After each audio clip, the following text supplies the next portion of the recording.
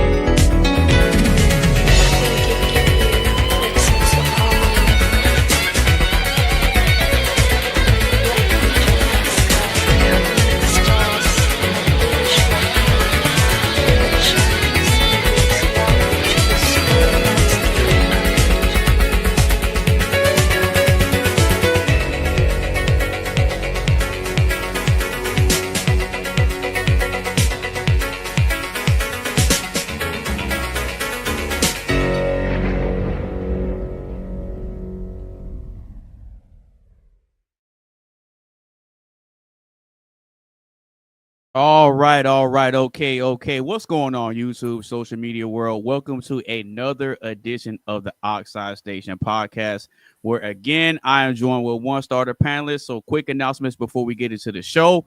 If you are new to the channel, make sure you get a stream a like, share with a couple of your friends. Make sure you follow everybody on all their social media sites. And if you want to join in on the live action, the link is pinned to the top of the chat. So, without any further ado, we are going to go ahead and introduce the other panelists, and then we're going to chop it up for a bit, and then we're going to go ahead and get into the show. So, Mr. Mark Fowler, want to introduce yourself to the people, brother? Yeah, man. Thank you once again. Episode 13. That's absolutely amazing. I can't believe it. We're actually getting through it, man. We're doing a good job, and I find these things interesting. I'm Mark Fowler. Those who have watched a few of the previous episodes already know who I am. Those of you who don't, I'm not here to big myself up. I'm just here to attend these podcasts. It's refreshing, and I really enjoy attending and learning and adding my English perspective, as you know, Mr. AB, as I like to call you. And I find these chats very interesting, and also I find it's strange because I do get a lot of feedback. Actually, there are a lot of people that have watched these, and it's like, well, why do you attend these types of things? Because the discussion, the topics that we're talking about, it's like they're very much about dating, and I really feel that every time I attend one of these podcasts, it's almost like, well, who am I to talk about this kind of stuff? I'm not there. I'm not the one holding down these long-term relationships in the first place. So it's nice to hear from other people that do attend them, and I get to, maybe pick up some hints and tips and advice. And I'll tell you what also is quite interesting is, like, I learned a lot about, like, because where I am English, it just seems so, I don't know, I'm learning a lot, put it that way. And I'll stop there. Okay. Well, I mean, because I was going to go ahead and just, kind of chop it up, kind of catch up about how the week has been and stuff like that. So, I mean, you free to let all your thoughts out, brother. Yeah, man. Well, weekend's been good, man. Weekend's been good for me. I had a very chilled one. For once. I slept a lot. I did a lot of sleeping, a lot of thinking, and a lot of catching up on just trying to refresh myself and revitalize. You know what I mean? Drinking plenty of water, fruit juice, and eating well. Oh, so yeah, we definitely got to stay hydrated. How's the weather over there right now? So it's not too bad. Like, it's icy. It's icy cold. So the roads are very slippery. You gotta be careful where you tread. But Mm-hmm. to be honest, like it's not what I would call a. We didn't have a winter wonderland here in England this year.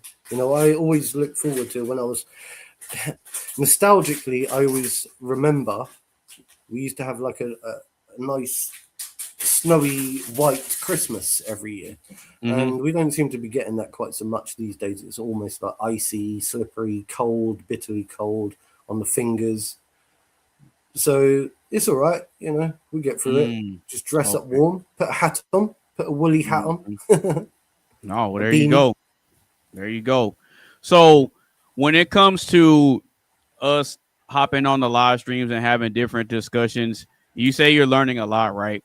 So if you can speak to something specific that you think you might be improving on or that you might need improvement on, what do you think it would be? I mean, it doesn't have to necessarily be one specific thing. It could be an array of things. Just in general, like what do you think that you're learning if you could speak to that, or what do you think is something that you may need a little more insight on from your perspective? So look, I've always been really interested in. So the reason I attend these things is because I'm so interested. Always have been in differences, cultural differences. You know, and I'm talking from all across the globe. It's not just America. You know, it's not just America. But every time I attend, let's say one of these podcasts, I feel like I'm interacting with you as an American, and you've got a lot of other Americans that come and join, and I feel like what I'm learning is the different perspective from a different culture. And I know the thing, obviously, this is it's difficult because America is so big. Yeah, it's we can't lump everyone into one, Right. and all Americans are Americans. Everyone's an individual, and but I just find it very interesting because I do the same with all cultures, all people, like everyone I meet around from across the world. I'm always so interested in like the differences, like the different foods you eat, the different words you use, the different ways that you approach things, all of that kind of stuff. And I just find it so intriguing. So I'm hooked on that kind of stuff, and that's why I always Mm-hmm. I'm like, mate, these are my American friends. I don't know if you call me a friend. I'd like Oh to think yeah, so. Yeah, absolutely, absolutely, yeah. yeah. And my buddies, my pals, my mates. And when I say mates, and I say like baked beans on toast, and then you can say like this, that, and the other, and it's funny. And then Mm-hmm. like, yeah, I just like all that kind of stuff. So that's why. So it's hard to say what I'm learning. Also, I'm learning about like because there's a lot going on in the world, I think, with economics, social climate, and all Okay. the divide and all that kind of stuff. And so I'm Mm-hmm. very much keeping an eye on, you know, all of that kind of stuff that's going on in America, all the, you know, because it influences my country a lot as well. So there is a major political reason why I also attend these types of things Oh, and a religious reason. okay. Yeah, that makes sense. That makes sense. Well, as far as my week has been concerned, my week has been busy, working, making sure I'm in the gym 5 to 6 days a week because it's like with my work schedule, I work early in the morning because I'm working outside. I work outside installing solar panels on top of the roofs of big businesses, and so it's like the projects that we're doing they take a while. So, it requires me to be outside. It requires me to be focused and driven and motivated and all that type of things. But as far as me like working 5 days a week and then being in the gym 5 to 6 days a week, it helps me stay on point as far as maintaining a certain level of discipline, having a strong mindset, and maintaining a level of consistency and just productivity overall in my life. Aside from me Hmm. setting up the shows, aside from me reaching out to see who wants to come on, coming up with different topics and things like that. And just so you know, I'm gonna be doing another potluck show within the next couple episodes, so that way you guys can contribute topics that you might want to talk about, and then we can just have an all around interactive show. It's gonna be within the next couple of shows, so that way it gives you guys more of an opportunity to contribute more to the platform. And what I really want to see at some point, I really want to see the people that show up on this show eventually develop your own shows to where I can come and be a panelist on your show. Like, let's say if you set up your own podcast, right? You're getting experience and wisdom from seeing how other people do it. So that way, if you decide to start your own show and invite people, hey, I'd be more than happy to come on some of you guys' shows too. You see what I'm saying? So it's like it's not necessarily about me and my perspective and how I want people to view how I think.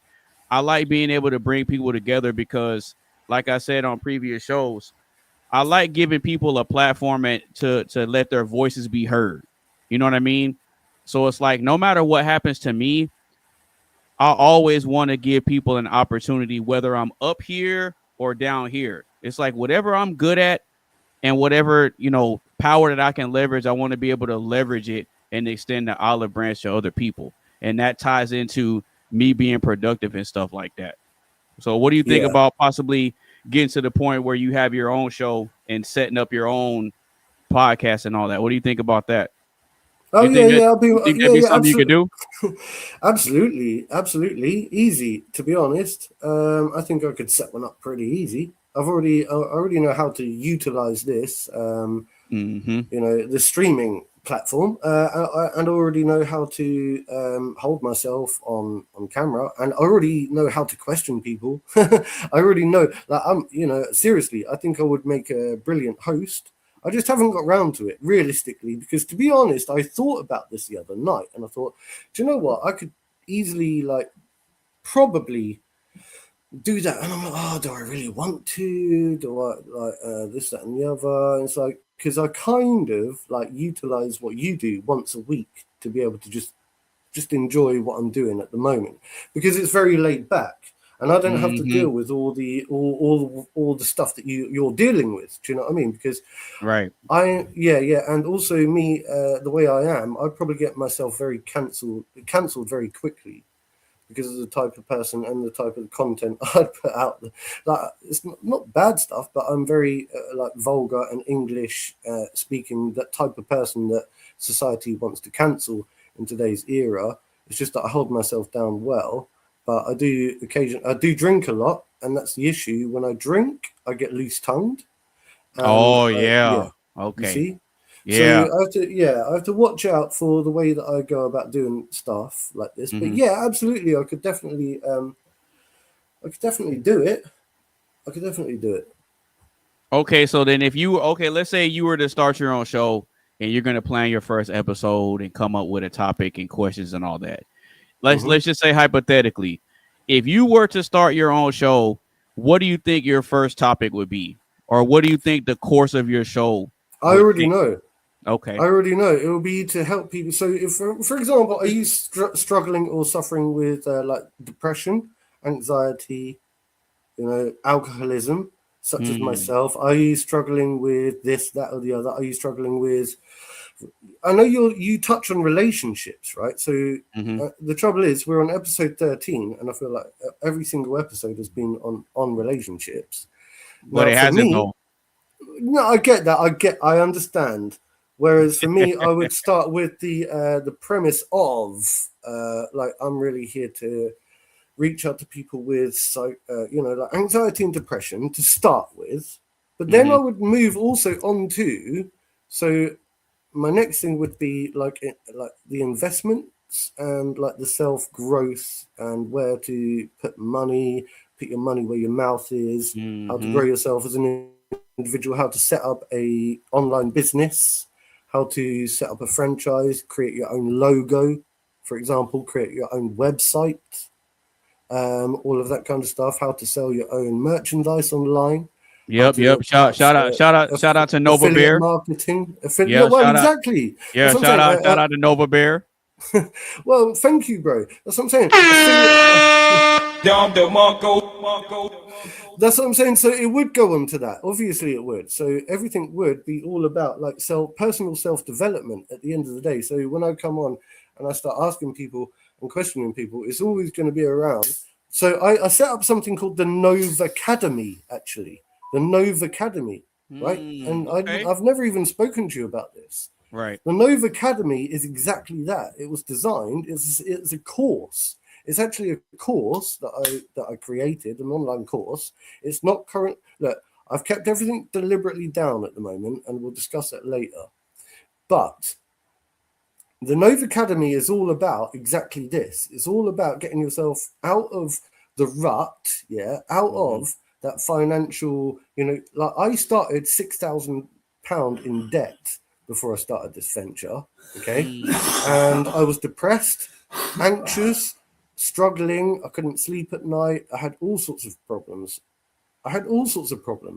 And I managed to get myself out of it. And it's not because, I was lucky because I put some money into some random asset or crypto thing. It wasn't, it had nothing to do with that. It all had to do with digging deep and rewiring my subconscious mind to the point where I stopped. I had to pull my thumb out my bum and take action. Yeah.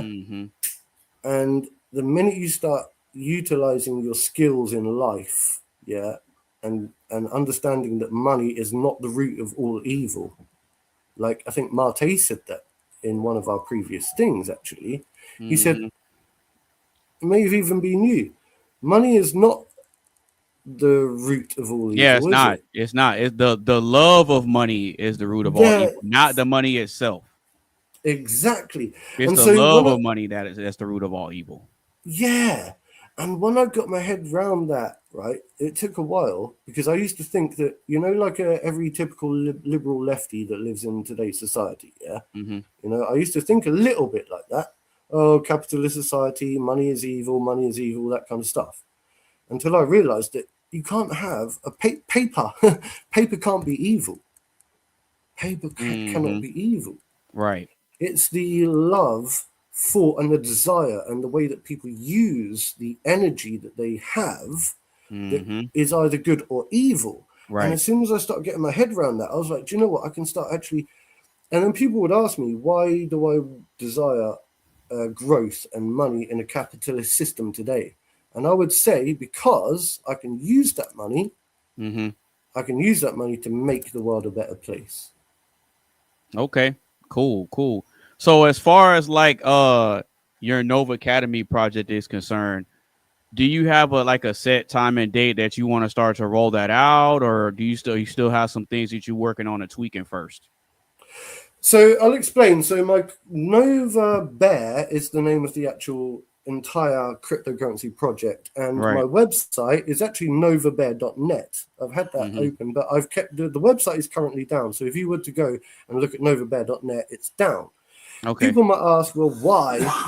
Why? Sorry, my friend's coughing in the background.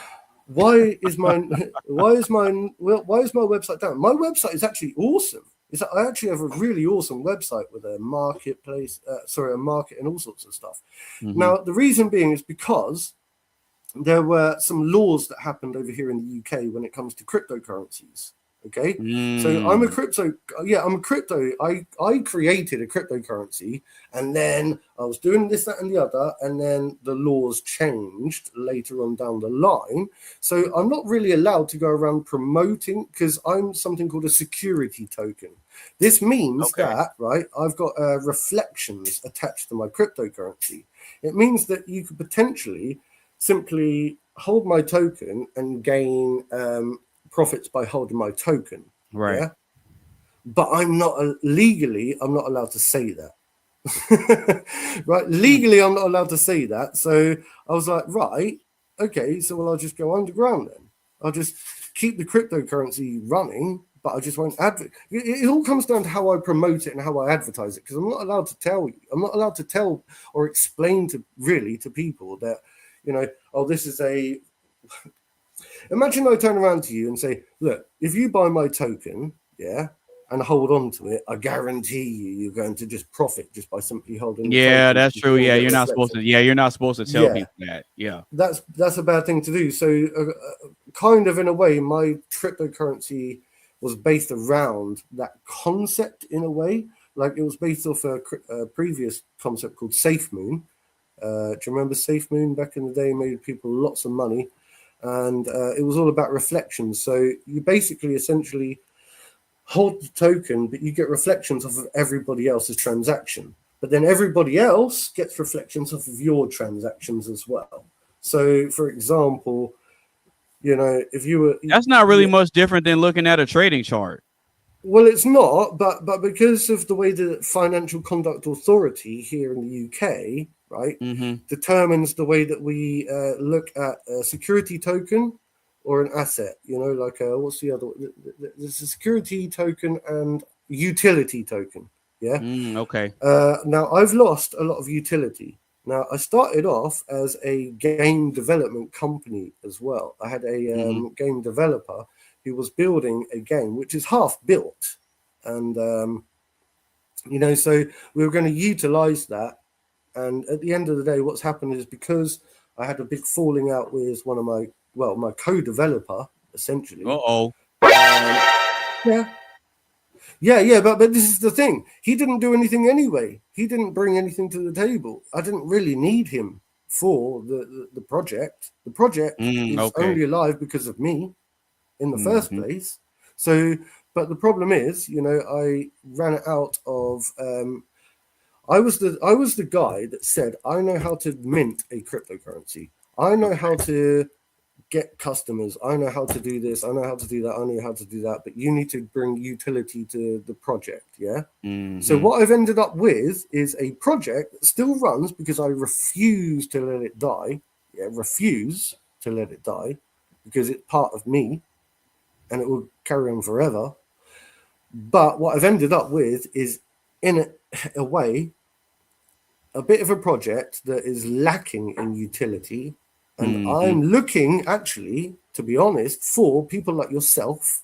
Why do you think I attend these podcasts? Yeah. There you go. It's the exposure. Right. It's the exposure aspect of it. And see, not just for that. No. It's not even the exposure.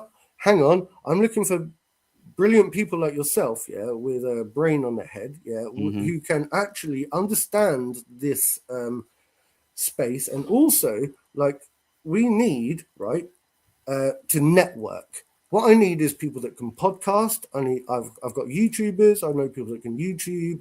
I know absolutely people that can do this, people that can do that, people can do this, people can do that. So long as we can all understand each other's goal, then we can help each other move forward in the right direction. All right, that's good, man. I want to give a big shout out to the Her Spectre podcast, aka Athena. She says, "Hey y'all." And you know what? It's kind of funny because speaking of Athena,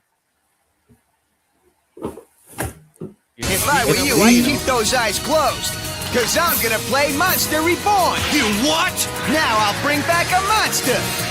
It's the same one I just sent to your graveyard. My blue eyes! Yeah, man, I knew you could do it. Now that was impressive. Hey. Dun, dun, dun, dun. We got Athena on the panel. Hi, Athena. All right, Miss Athena. It's been a while since you've been over here, but it's good to have you here. So real quick, you want to give a brief introduction to the people? We're just kind of chopping it up a little bit before we get into the first question, kind of, breaking the ice a little bit. So you want to give the people an introduction and tell them who you are real quick? Yeah, I'm Athena. I have a channel, Her Spectre podcast. I am doing different types of shows. Tonight, I'll be doing a blind reaction to games. So people suggest games for me to do, and I go and I play them horribly. So strip poker. No. No. Yeah, of course.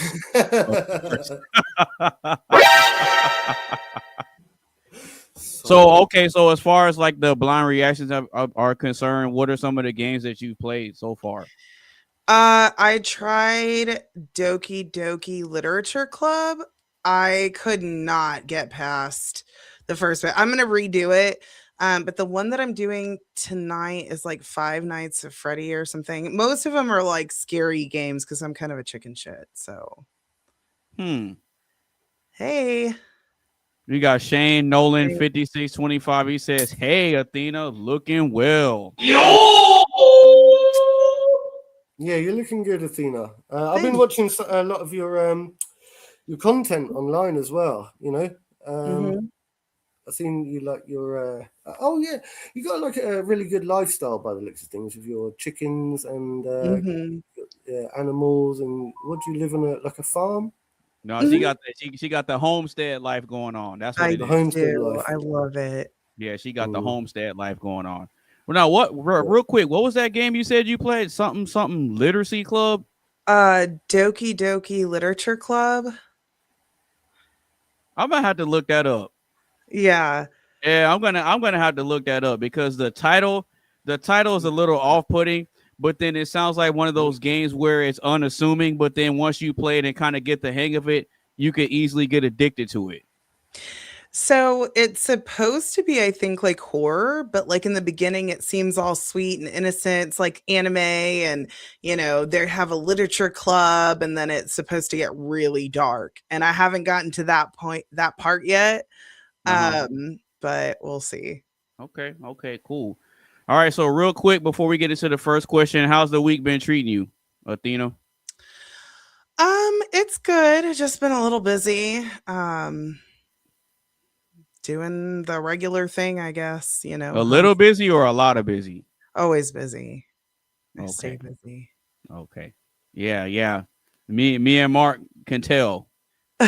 I can definitely tell. I can definitely tell because you're staying busy with the animals. You got a son you're raising. I mean, you got a lot of that's what I'm saying. You got a lot of work you're doing. You're trying to set up shows. You're trying to make videos. You're staying consistent on the content. You're hopping on this panel. You're hopping on that panel. Mhm. I mean, yeah, hey, my hats off to you. I know you got a lot going on. Well, thank you. I appreciate that. Yeah, and see, I'm actually glad that you pulled up on the panel because of what the topic is. Yeah. And what the topic is the rise of independent women. So there's going to be some more people that pull up shortly. When I already sent links out, so whenever they pull up, they pull up.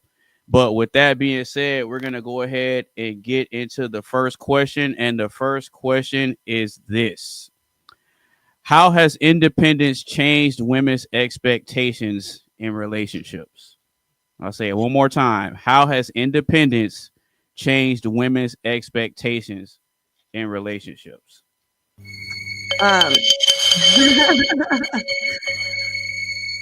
Well, it's definitely increased their expectations because it used to be they were looking for some sort of provider, especially if you go back, I would say like 100 years ago, most people lived a more similar life to what I'm doing, like living on a homestead. And they would stay home with the kids. They might have had like a little side hustle, baking bread and selling it, or that kind of stuff, or working on the farm, helping their husband with the farm. But with women's independence, it's now all about them instead of it used to be all about the man. And so they're like, well, I have my dreams, I have my stuff, I want to be independent and chase my dreams. So it's like two people fighting for separate lives instead of two people working together in one life, if that makes sense. Okay. So as far as standards go, because they can earn their own money, they're like, well, I don't have to settle because I can take care of myself. So, yeah. So do you think that applies to you as well? For me, maybe a little bit. I think that if you look at women a long time ago, they really didn't have an option.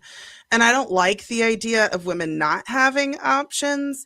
I just think it's unrealistic. A lot of the standards are unrealistic. For me, I want a man who is equally yoked. I don't think my expectations are unreasonable. I just think I have very strong convictions, and that makes dating extremely hard on top of the whole homestead thing. But that also goes to the man used to be the main character. I'm not willing to move back to the city. So that's a whole other layer. What was that term you just used? Sorry, Athena. Equally what? Yoked. So yes. So in the Bible, they talk about being equally yoked. A yoke is like from an egg. Contraption that not YOLK. She's saying YOKE. So it was this thing that went on the back of oxen's necks. And if one oxen was bigger than the other, it would be off balanced. So when they were plowing, they couldn't plow correctly. So Exactly. an ox, an actual, yeah, an ox. Yeah, Sorry, an oxen, yeah.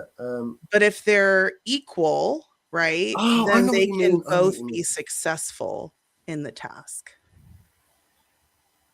So then, okay, so then what would be an example of someone that you would be equally yoked with, in your opinion? Someone who strives to follow God's word, someone who reads the Bible, prays. I don't expect perfect, but someone who definitely prioritizes God first, then, you know, family, career, that I wouldn't mind. I have before given up my career whenever I was younger and I got married. I gave up my career to support my ex-husband's career. So it's not that I'm like so focused on my career. It's that I'm not willing to move back to the city. I can't. I hate it so much. I mean, I think you could, but I understand where you're coming from, because it's like it's not that you're just running a homestead. It's a way of life. So it's like it's not the same as a person who's living in the city and living a lifestyle that's kind of fast paced, to where everything as far as what they bring into their life is kind of outsourced besides the money. So I mean, I get what you're saying. It's more of a thing of, I'm not willing to give up this lifestyle that I have for myself to kind of fit into someone else's lifestyle. So then, if you're not willing to move back to the city, then how would a future relationship work? And like, because I get what you're saying as far as the equally yoked part is concerned, about someone who prays, who's ambitious, who reads God's word and tries to live according to what the Bible describes. But how easy or difficult do you think it would be for a guy to come in that would say, you know what, this is the exact type of life I want, the homestead life? Because there's nothing wrong with it. I don't see anything bad about it. Well, I recently found a homestead singles group on Facebook, and I was like, well, shoot, let me give it a shot. Oh my God, I was overwhelmed. Apparently, there's a lot of us out there, and most homesteaders, we live a very like solitary life. And so it gets pretty lonely. And I think like all of us are just like, hey, who's willing to move?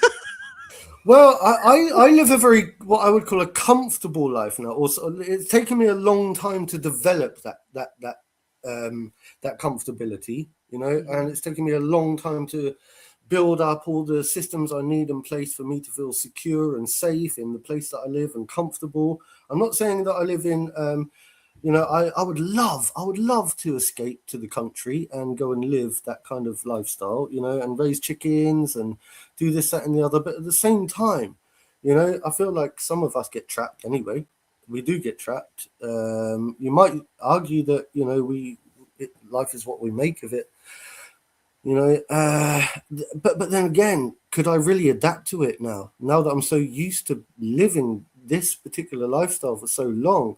Could I really now adapt to that new lifestyle? It would be a shock on the system. I'm sure I can, so long as it was done in the right way. But I'd like, you know, and we live in a concrete jungle. I live in a concrete jungle. So part of me is quite jealous, actually, of people that do live that freer lifestyle on the plains, you know, raising sheep and chickens and lambs and goats. I wish that was part of who I was. Yeah, I suppose, you know, we just all have to deal with what we've got. So I do enjoy watching it. I'm just saying. I just wanted to throw my 2 pennies worth in. I'm not looking for sympathy or anything like that. I'm just saying, just putting my 2 pennies worth. No, it's all good, man. So, because I know you said something about joining the Homestead Singles group, and it's kind of funny because I know exactly what you're talking about. I know exactly what you're It's got talking like about. 100,000 people in it.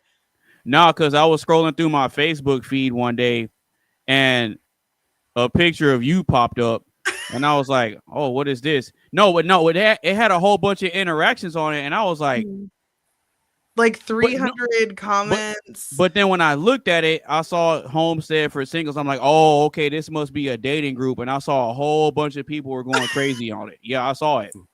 It's a little overwhelming. I'm not gonna lie. Yeah, no, I mean it's cool because with the advent of the internet, it makes the world seem smaller than it really is. But at the same time, what I do like about like the current age of how things are is it makes it easier to connect with people that may have similar values and lifestyles as yourself. So that's kind of why I'm asking, like, how difficult or simple do you think it would be for you to attract the right type of man that would be okay with relocating to you as opposed to you relocating to him? Because you already said, like, my roots are set. I ain't going nowhere.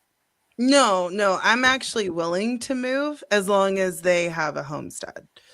'Cause, yeah, Okay. I would just get the trailer and just like take the animals there, you know. I don't want to give up my animals. I love my animals. But that seems right. So I'm sure you can do that because you've got a trailer and you live in America. So I'm sure it's easy for you to jump on your trailer and pack up all your stuff and travel. You've got such a vast region to explore in America. Yeah.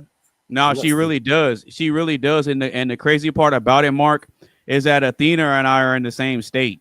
We're literally in the same state. It's just you're what 5 hours away from me? I'm in the DFW area. Yeah, you're still up there like Dallas, right? Mm-hmm. Yeah, I'm in San Antonio.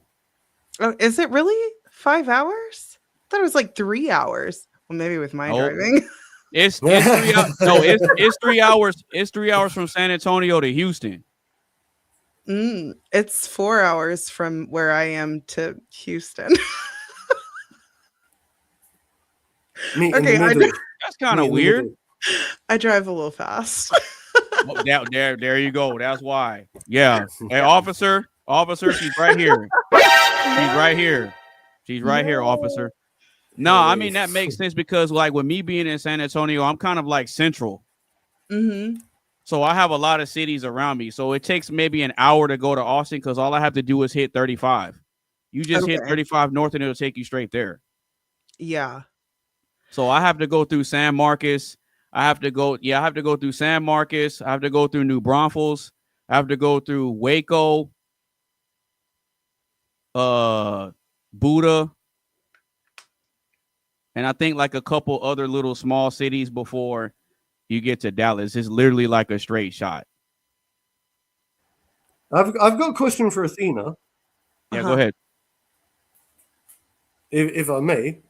Yeah, I just want to cut to the chase because, like, I was thinking there were a few questions I had in the back of my mind, and then as soon as Athena joined the podcast tonight, I was like, I can't remember a single one of them. I didn't write them down or anything.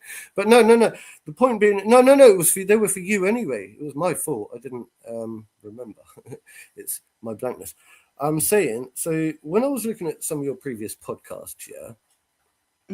I noticed, right, and I think I mentioned in one of the comments, like, you know, like how you advocate for men.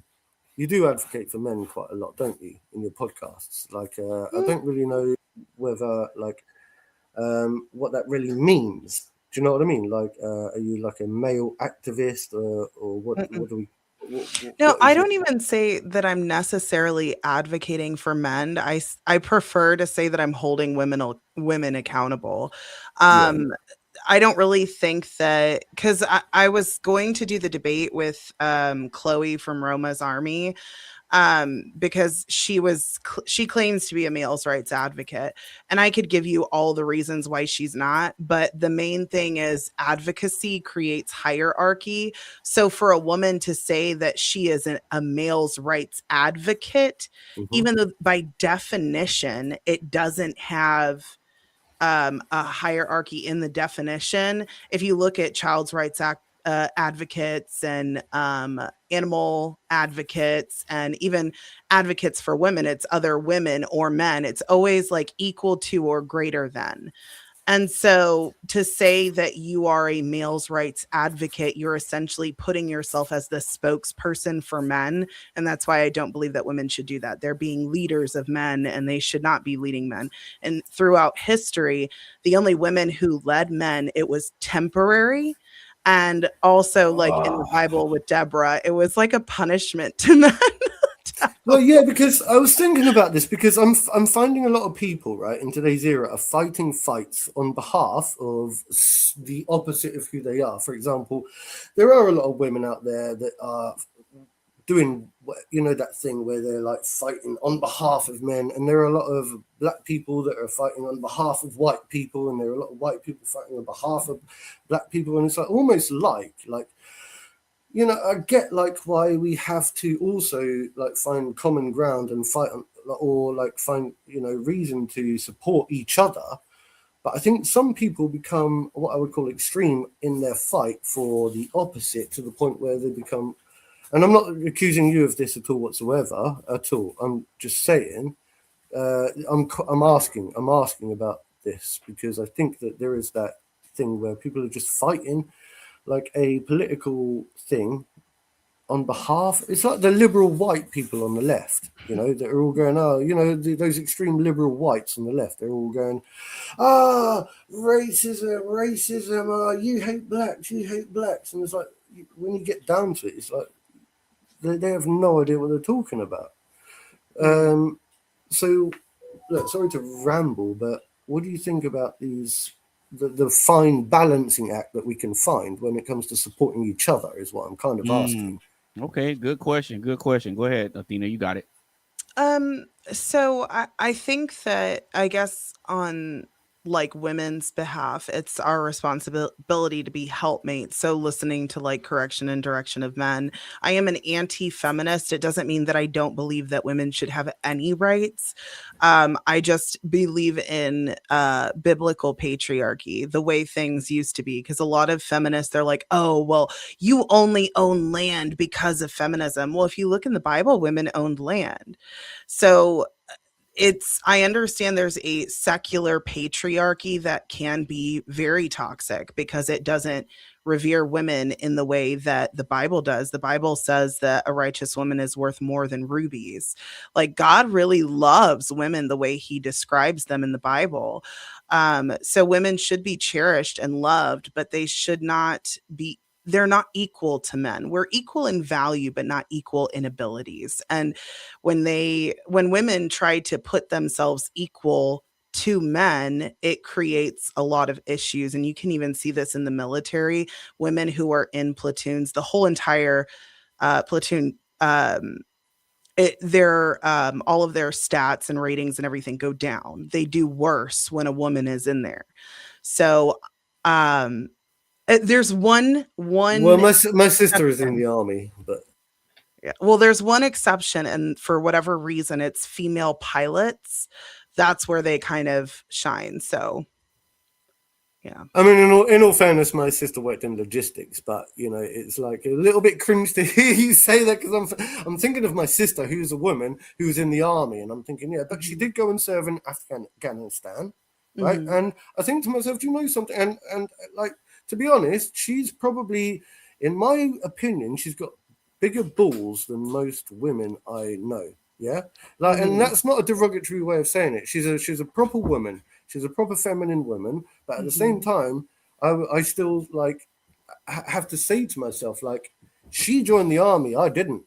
I'm her bigger brother, and so I look at her. I look up to my younger sister. Well, I look at in a way, for having the balls and the courage to take on that male role, which a lot of people, women, wouldn't normally want to take on.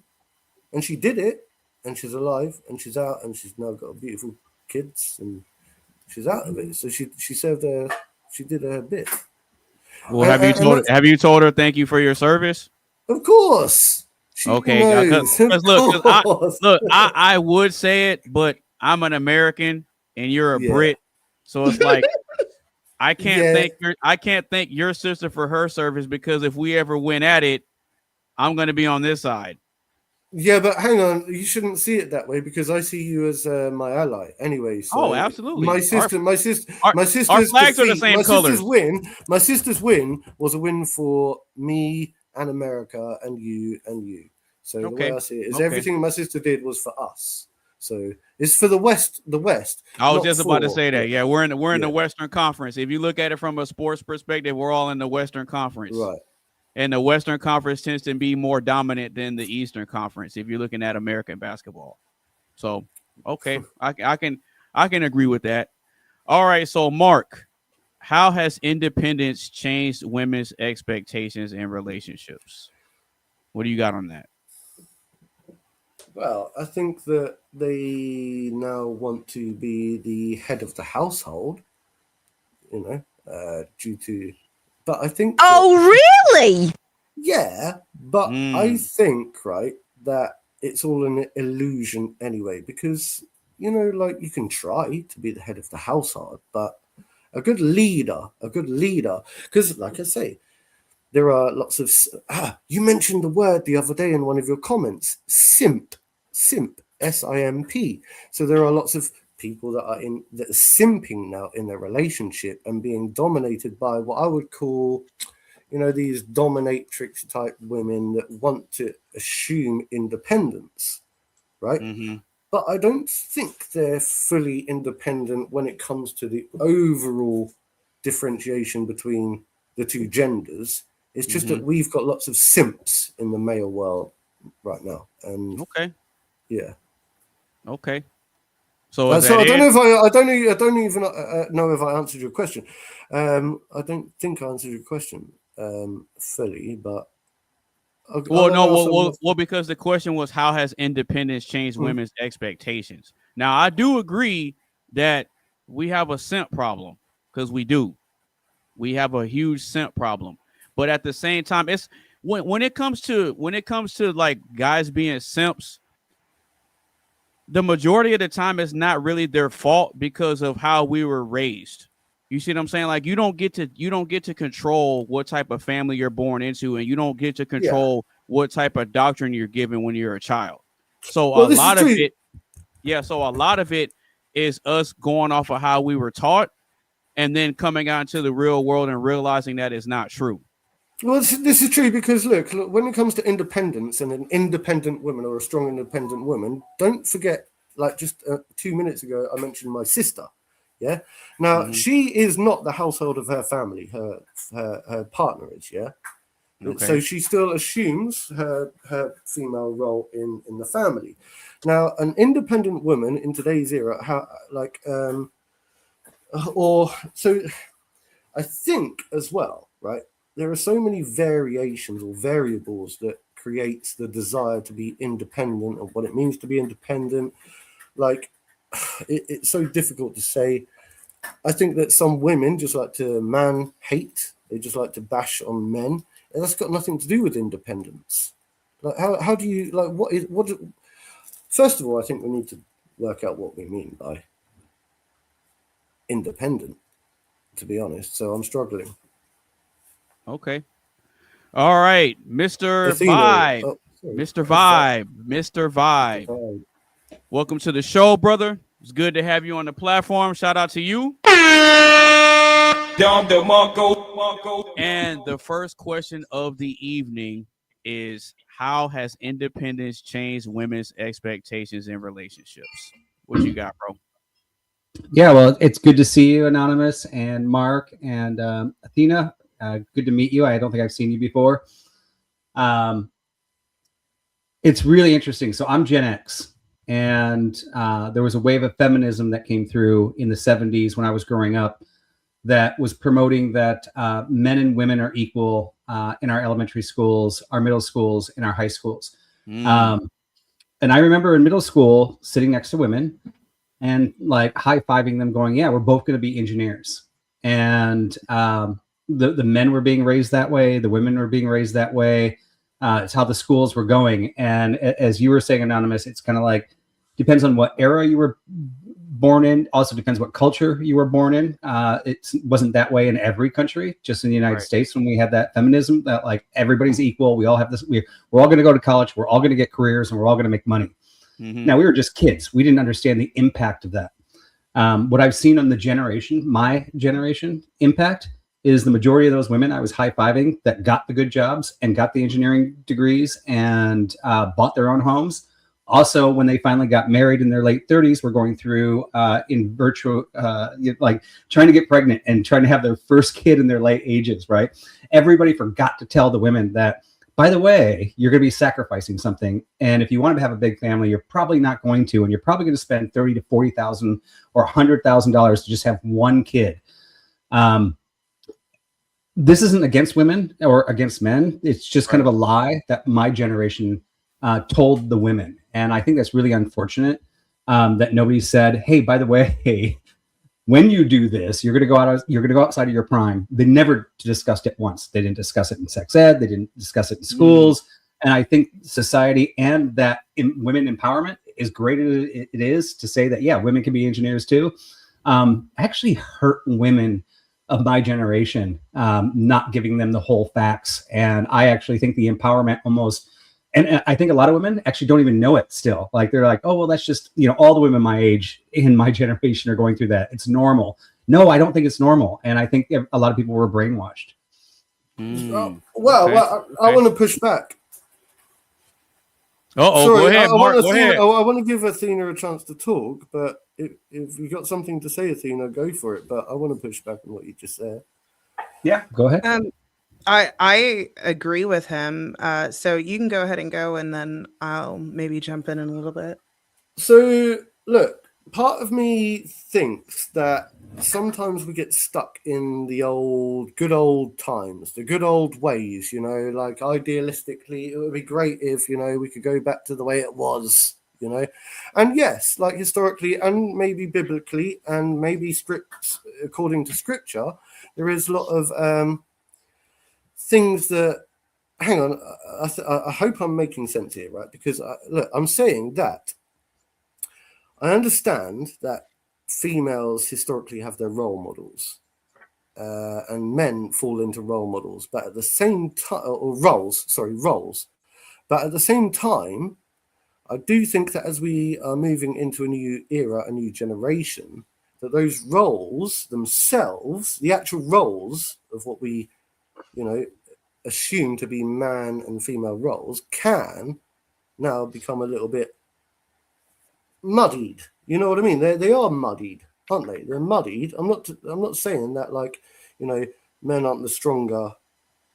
Am I agreeing with you or disagreeing? Or did I completely miss what you're saying? Yeah, I mean, I kind of feel like, so I think this is non-biblical and I think it's non-roles, right? I think it's about what society told people. We know that there is a biological window for having families, and we know that roles were developed on those biological windows, right? And that's kind of how those happened from the old days, right? Because it worked. When we were being taught that all women can be engineers and astronauts and all this stuff, and once again, I'm not saying that's bad.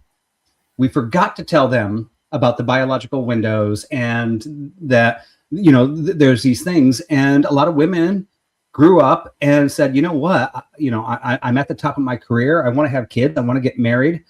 And they're like, crap, like I can't do it now because I was misinformed. So yeah, I mean, there is a crossover, but I don't necessarily on your pushback see the crossover in my particular argument being that I think that wave of feminism actually hurt women more by not giving the full truth. And actually, even the current ones, I don't think we're still telling women the truth.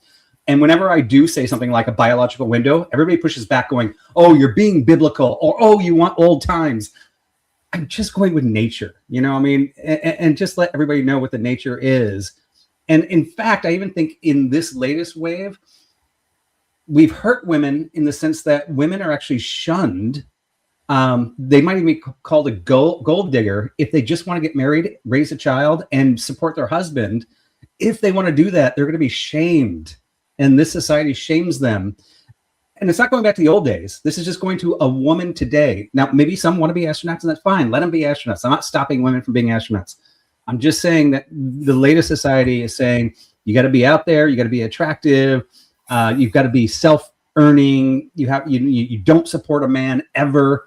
If you do, then you're a gold digger. If you want to stay home, like, I think we've kind of messed society up. But there are gold diggers out there, and yes, I'll of tell you what, course, it's infuriating to see, right, a gold digger going out there and flaunting her butt and her tits. But what's the difference between a gold digger and a stay-at-home mom?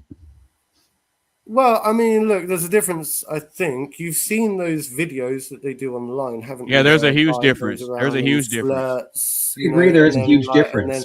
And then as soon as they find out he's got something like money or whatever, it's like, well, hang on a sec. So, but as soon as a man does that, right? As soon as a man does that, the social stigma for that towards that man, right, is completely different to the social stigma given towards that woman. So it seems very unfair to be able to tolerate a gold digger woman like flaunting her ass in that way for the sake of money.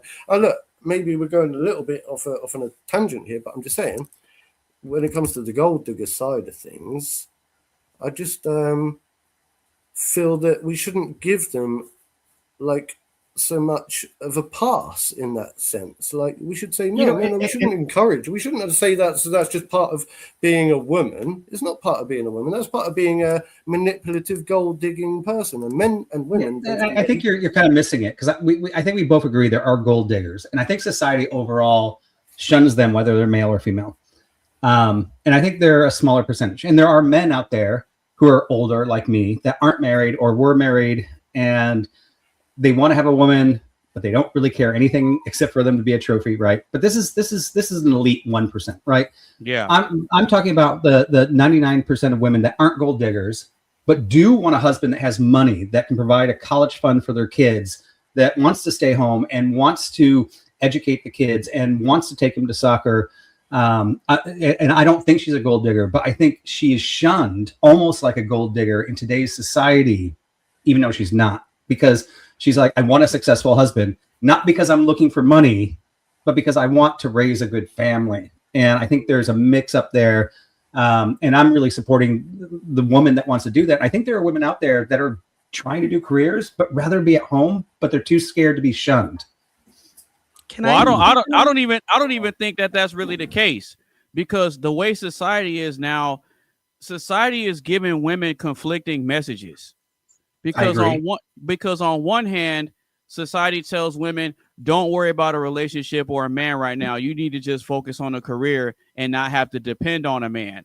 But then once they get that, they have this idea in their mind that if I take the masculine route, then I'll get the masculine benefits for it. And it doesn't work the same way, right? So for us guys, if we delay relationships and family, we're focusing on getting our priorities and our resources together so that way we could turn around and support the family with that. But when women take the masculine route, that's not what the end goal of what they want is. Because if they get a man, they expect a man that did more work than them. They don't get money and careers and degrees to then give all that to a man. It doesn't work the same way. So when I'm saying that women are given conflicting messages, they want to take the masculine route, but get the feminine reward, which is the husband and the family. So when it comes to both sides choosing a path in life, it's either one or the other.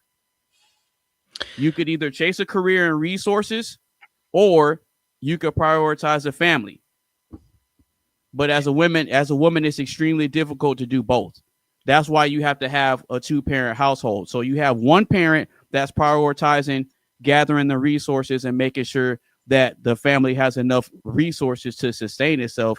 And then you have the mother that's making sure that the kids are nurtured properly. That's why that dynamic works so well. But like what you and Mark were saying, both of the statements that you guys made are contributing to the factors of women's independence also changing their expectations in relationships. So Athena gave some good input, Mark gave some good input, and Vibe, you gave some great input too. It's just that the problem that we have now is you have women where you have the conversation with them. It's very obvious that they chose the masculine route, which is the money and the success, right? But then they'll get on podcasts and get on panels, but then they're describing what they look for in a man. And then when you ask them, okay, well, what are you bringing to that man, or what can that man expect from you? And 9 times out of 10, they say either I'm the table or, oh, I'm just bringing me. And that's the disconnect. So I would like to jump in as a woman, and the things that I was told when I used to say that I wanted to be a mom when I grew up. I got looks. People treated me very badly. Like, that's what I wanted more than anything, was to be a wife and a mother. And I was pretty much ostracized by what I call the sisterhood.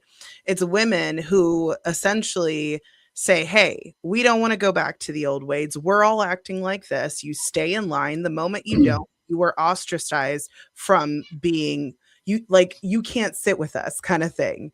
You don't get to sit at the table with everyone. So you get treated poorly. And then women also still, want the whole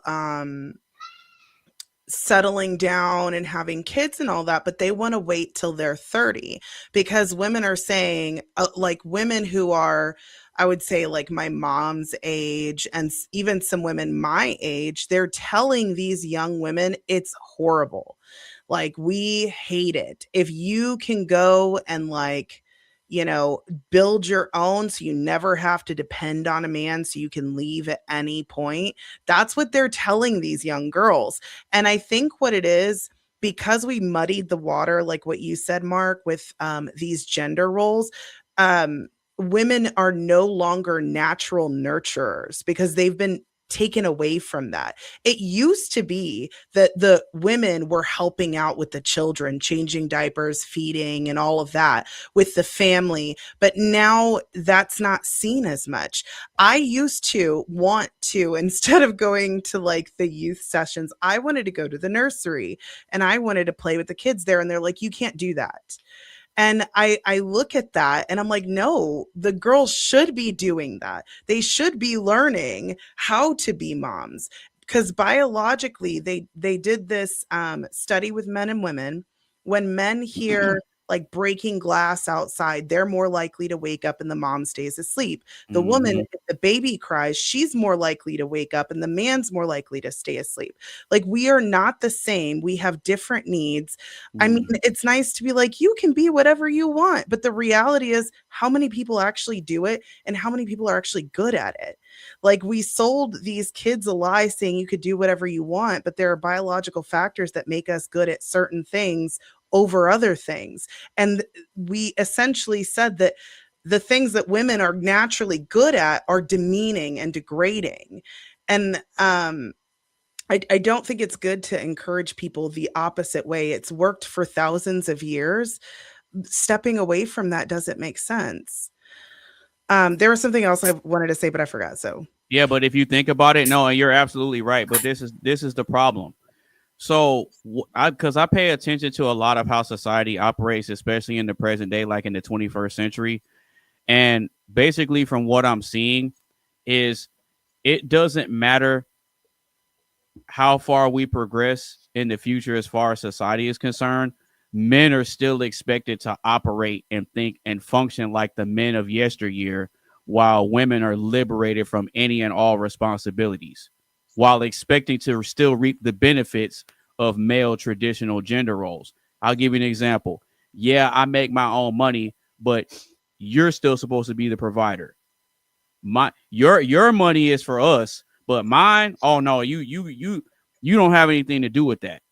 You see what I'm saying? So it's like they're trying to they want to move and think and talk like modern women, but then on the back end, you still want those traditional benefits. You want a man to put you up and get you out of harm's way. You want him to be able to protect you in times of danger. And then you say you want a leader, but at the same time, if you're independent, that means you're moving without the guidance of someone over you. So it's conflicting.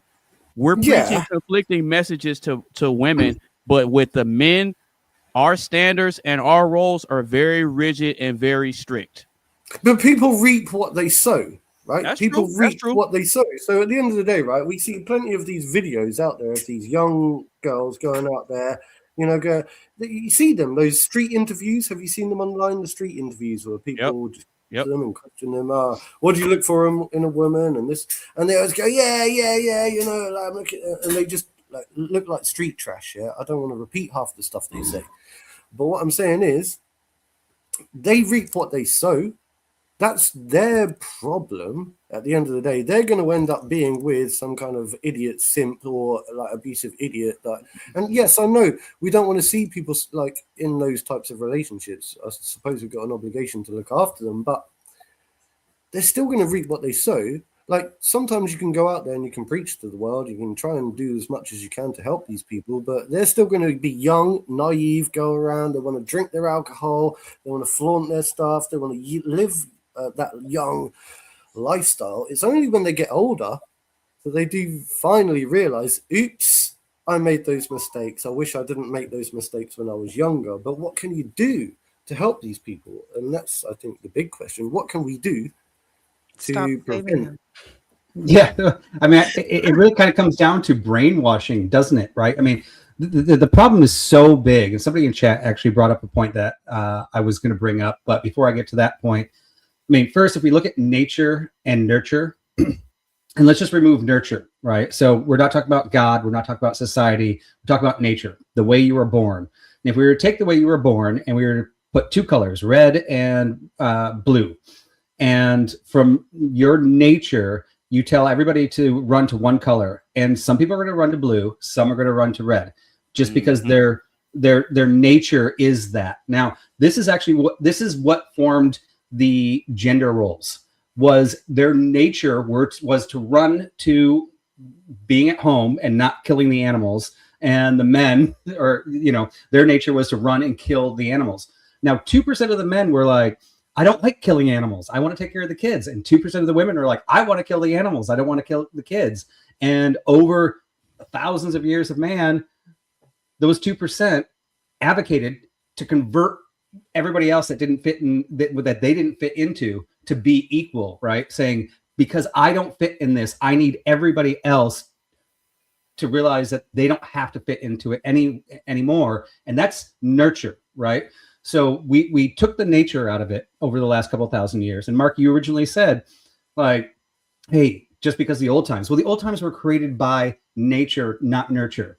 Now, the environment we're in today is a new nurture that goes against our nature. And it actually, this goes to the other 2 points, right? We've got things now happening when we talk about like simp men and women. There was a time, where there was shotgun weddings. If you got a girl pregnant, you got married. Nowadays, you get a girl pregnant and you freaking run, right? That's a bad character man. And women feel like they have to have a career to be as a backup, or an abusive man in a marriage. How do I get out of that marriage if I don't have my own money? I have to have a backup plan, right? And this is nurture, not nature, by the way. And then we have a whole new society too, since we changed everything and we opened up, importing from countries that don't have the same labor laws we do, where they can just work anybody for any wage. In the 50s, you could have a refrigerator salesman that could buy a car, send his kids to college, own a house, and the wife could stay at home. Today, a refrigerator salesman can barely afford rent in a house, and you almost need a 2-house income. So when we're like, hey, let's just bring everything back to the wife staying at home and the husband working, it doesn't really work in today's society, because the nurture that we've created today is anti-intuitive to actually raising a family and sending kids to college anymore. We've gone so far off the rails that it's almost hard to step back. And because it's so hard to step back, it's also hard to reconvince people that, we actually do have to change more than just going back to the old gender roles. We have to actually change how a lot of society works and how a lot of people think. It's such a bigger problem than just saying men work, women trust them, Like you can't just do that. The problem is systemic from so many different angles, and it's really hard to address. I don't want to interrupt again because I know that it should be Athena's turn next, right? I'm sure it should be. Do you have anything to say on that, Athena? Because I really want you go. I really do. Let me go really quickly. Yeah. So Just I think, and this is not a jab at you guys, but I will say that I had friends who lived out in the country, and when I would go, I learned how to can, I learned how to process animals, and that's where my passion for homesteading came from, and that's why I have a homestead now.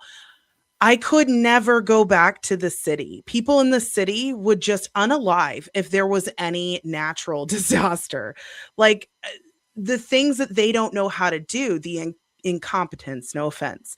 Like the amount of money people spend on convenience is crazy. So if we had women who actually stayed home and made a home, they were homemakers.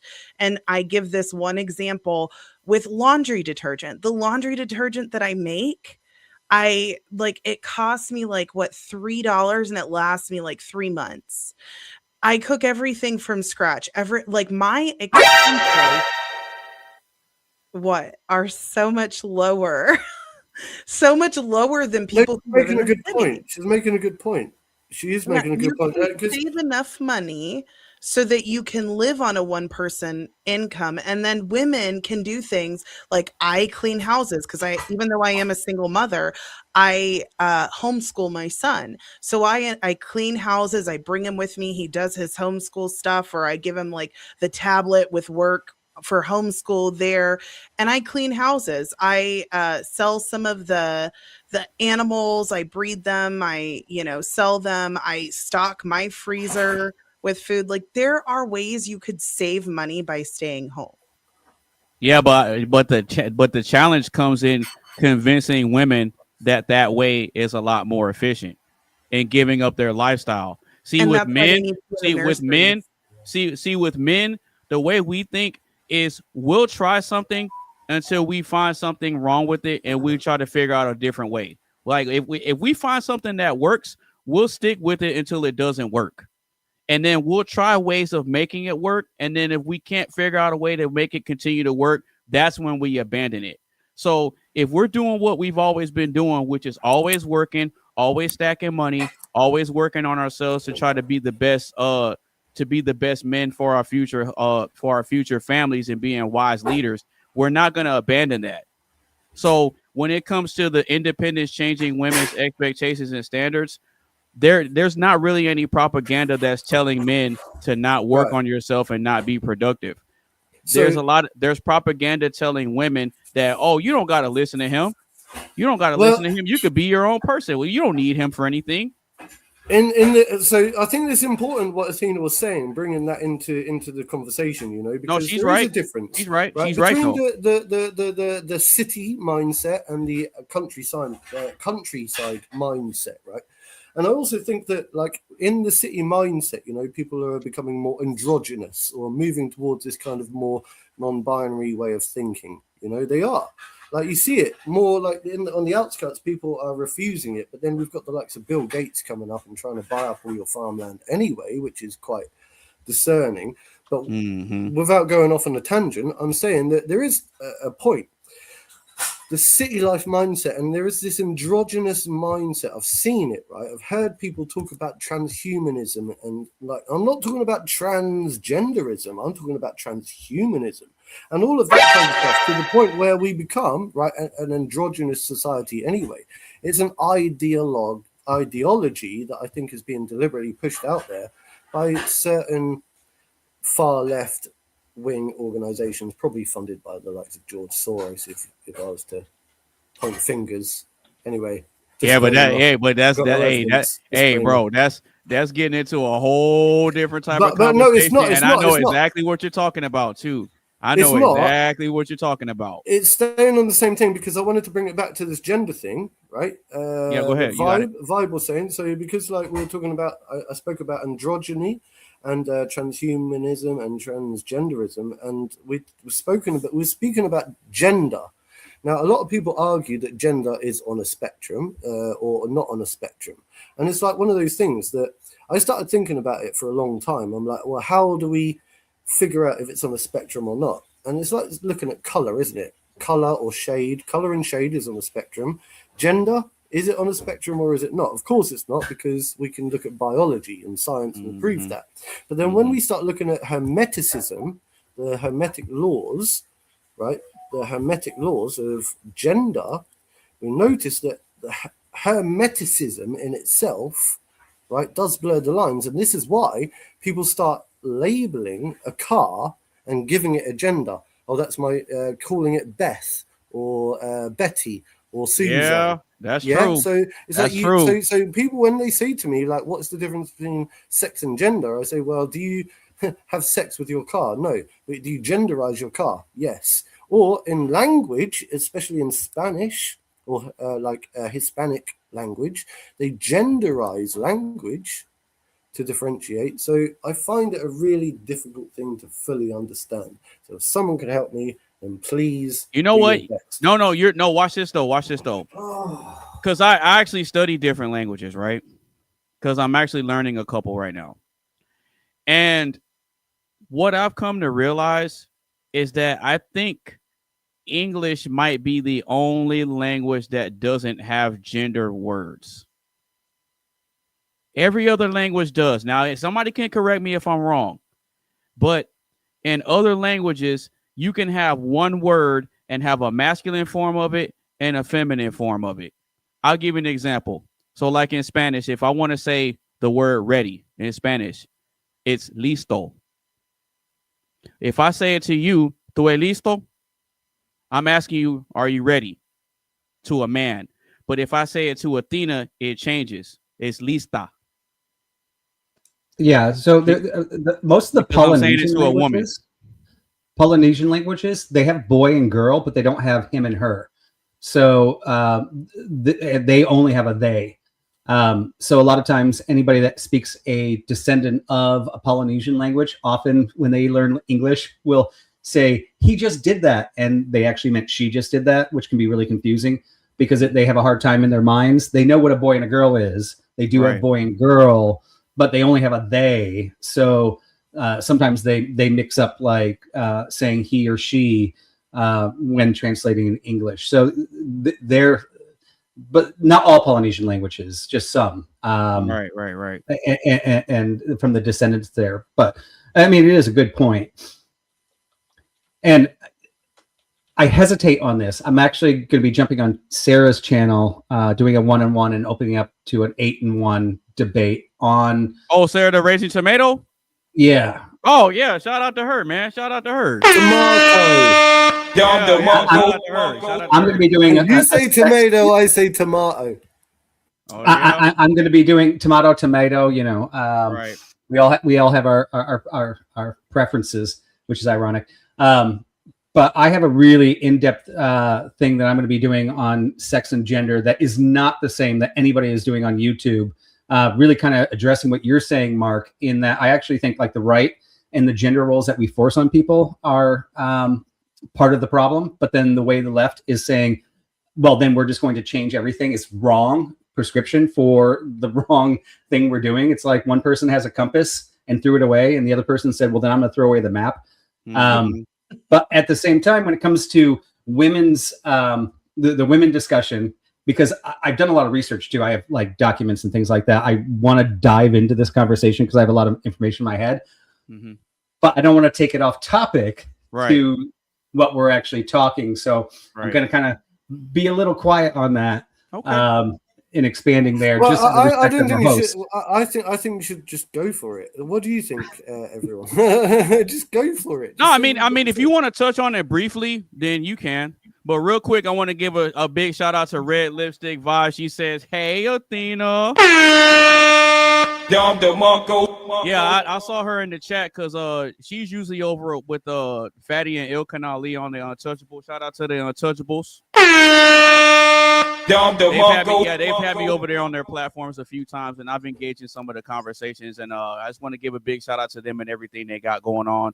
And I also want to give a big shout out to Red Lipstick Vibes because she's doing her thing. I see her doing her own shows and stuff like that. And she's very, very active over on Fatty's channel. And she's very, very active over on Ilka and Ali's channel. And because you're associated with people that I've done panels with, you're automatically invited to come over here and chill on my side of YouTube as well. So one more shout out to Red Lipstick Vibes. Damn, son, where'd you find this? All right. So Shit like that. Shit like that. Shit like that. Shit like that. Vibe, did you want to touch briefly on what you were just talking about? Yeah, I'll try to keep it as brief as possible here. So, I mean, I did mention that men will tend to go into masculine roles and women will tend to go, if we take the nurture out, their nature will tend to go to more feminine roles. And when I say feminine, there's a definition between what a feminine role is, because that is their general nature, right?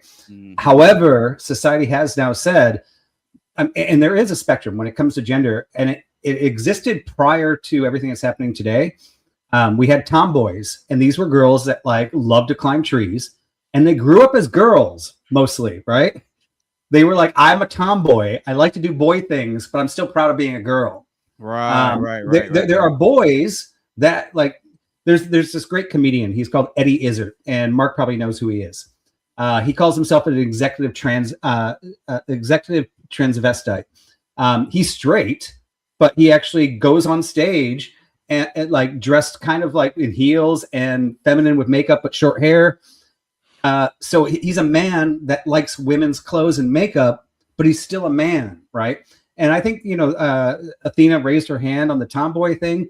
I think we've destroyed that in society, and our schools also are now saying, if you have any of those tendencies, you're not who you are, right? I think back in the day, we said, yeah, you know what? Some women are different. Some do like to climb the ladder. Some want to climb the trees. Some men like makeup and long hair, right? And, but now we go, because you hear every trans person and gay person go, I knew before, like when I was at a young age, before even puberty. Well, why did they know? And it's part of the brain wiring. It's that all of society goes, as soon as somebody goes to the doll, a boy goes to the doll before the truck, everybody's like, oh, well, that one's a little bit light in the loafers. And they take the doll away and they put the truck in there. And they're wiring. We all know young kids. If you have kids, you know that young kids' brain wiring happens immediately. And all of a sudden, this child is being told that he's not allowed to do the things he wants to do because of his sex. And all of a sudden, as he gets older, he starts understanding the only way I can do what I want to do is by changing my sex. But he doesn't have to change his sex. We just have to stop telling him, you can still be a man. You can still do these things.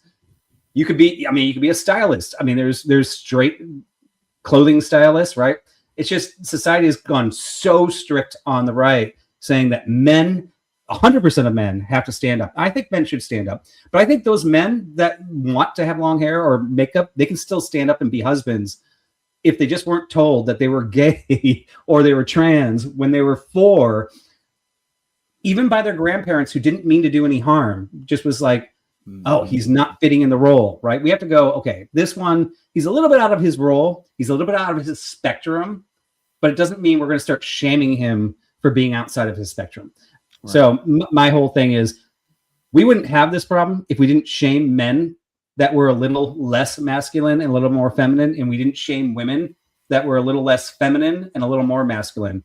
There is no woman out there that's born that is as masculine as a man, and there's no male that's as feminine as a woman. It is a spectrum, but it's a spectrum that only crosses, like 10%. There's like nobody crosses 100% to like make that whole transition. So that's kind of like my argument, and that's why I think both sides are doing it wrong.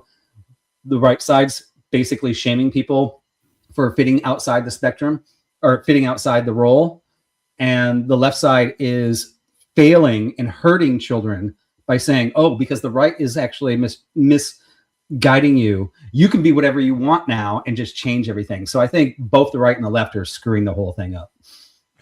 I don't know about that. I don't know about that, but I don't know about Athena. I want to hit because Athena. Yeah, I was gonna say, go ahead. Yeah, go ahead, Athena. But you just really got that off your chest there. You just So I think that I agree with everything that you said because I was a tomboy. I used to catch those little lizards and they like bite down and don't let go, and I put them on my ears and wear them like an earring. Oh, like, really? I know. I was a weird kid, man. I played in ditches and climbed trees and all of that. But there's like this trend with women my age wanting their sons to be gay. And so they would, if their child was a little, yeah. And I heard one of my friends say that, and I went through, like, when I was in college, a slight like liberal phase. I say what do I call it? Temporary insanity. Which happens in college, and y'all forgive me for that. But even as liberal as I was, one of my girlfriends was like, yeah, I really hope my son is gay and this and that. And I'm like, I know. And I see her son's a little more feminine, and it's because I think she pushed him towards that. And with my son, I'm like, when he was 3 years old, he's like, Mom, can I jump on the sheep? I was like, do it. Let me get my phone out. I'm gonna record this. And like, he climbs trees, he does all that. But also when he picks up like a baby doll, I'm not gonna tell him to be no, because one day he's gonna grow up, he's gonna be a man and have children. I don't understand telling boys that they can't nurture as like a negative thing. I always tell my son, be gentle with the animals, be nice to the animals, love on the animals, we take care of them. But he also does the other masculine thing. And I think that's what you're saying. It's like almost like people are so afraid that they can't show any compassion as a man because, oh no, that would be weak. But if you look at Christ was compassionate. So I don't understand how that's a weak trait. I mean, unless you let it completely consume you. Yeah, but Christ wasn't feminine at all, though. Hang on. I know. No, I want to touch on that. Yeah, so go ahead, when I was Mark. a kid, right, so this is really important because I listened to both what Vi was saying and what Athena was saying, and I was trying to come to some conclusion here, and it makes sense. You see, I told you.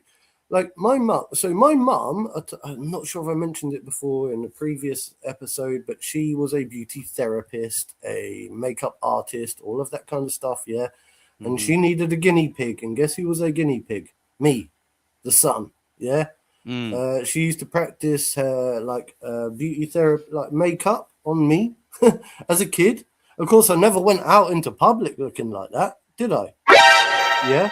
Now, you have to understand something, right? My mum and I always wondered, did my mum secretly deep down inside want me to be gay?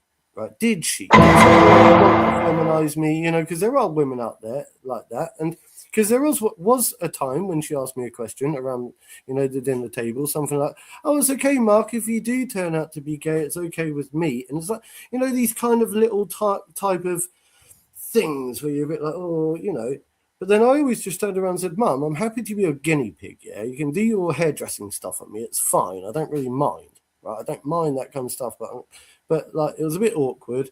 And I think that obviously my dad came in and it was a bit like, and I said to him, look, I don't mind practicing and stuff, but I'm not comfortable with it.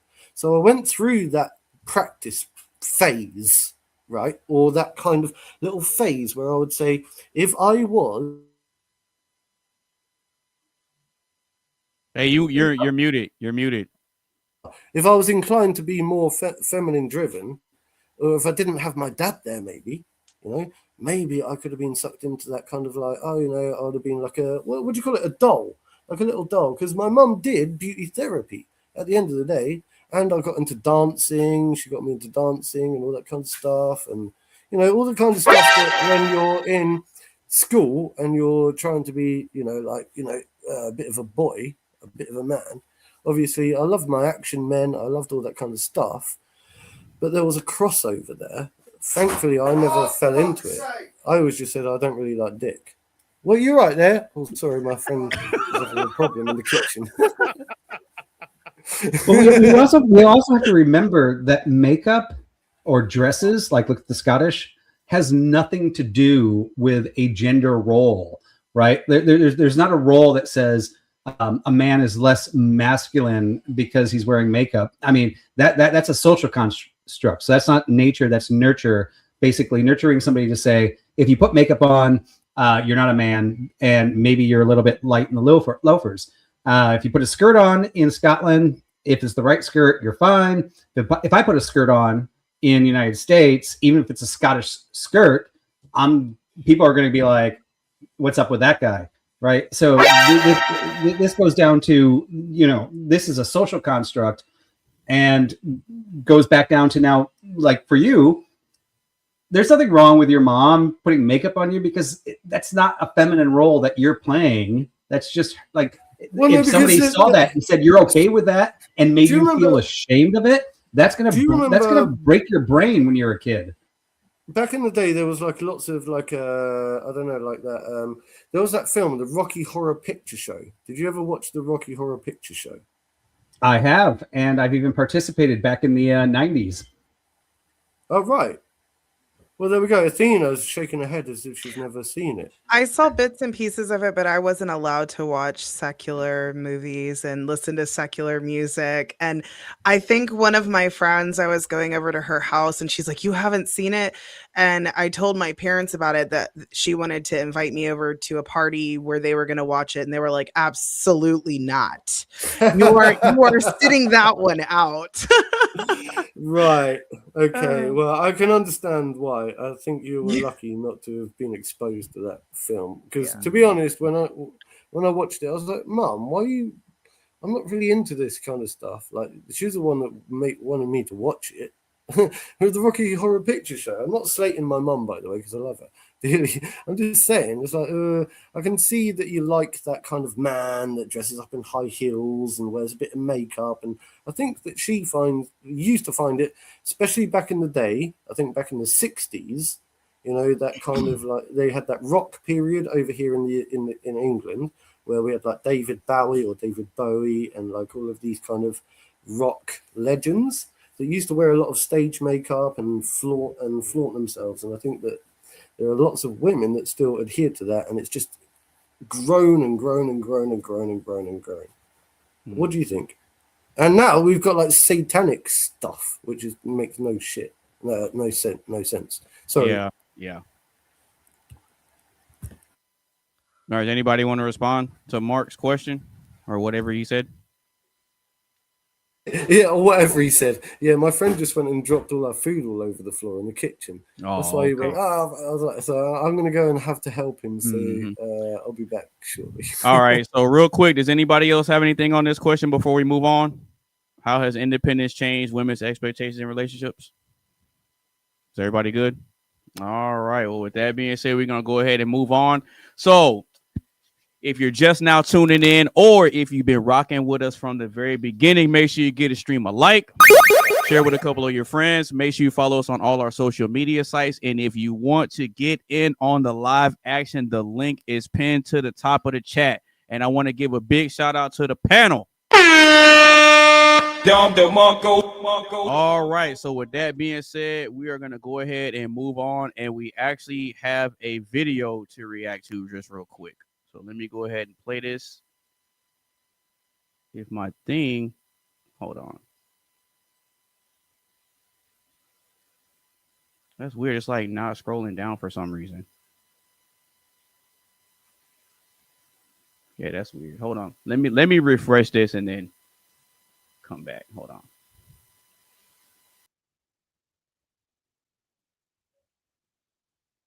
Well, now it's just you and I, Athena. By the way, I live in Southern California right now, and I found a place that doesn't have an HOA. So we built a chicken coop in the backyard. We've got some chickens. We have fruit trees. We have all those things. But I grew up in Michigan. I know how to kill an animal.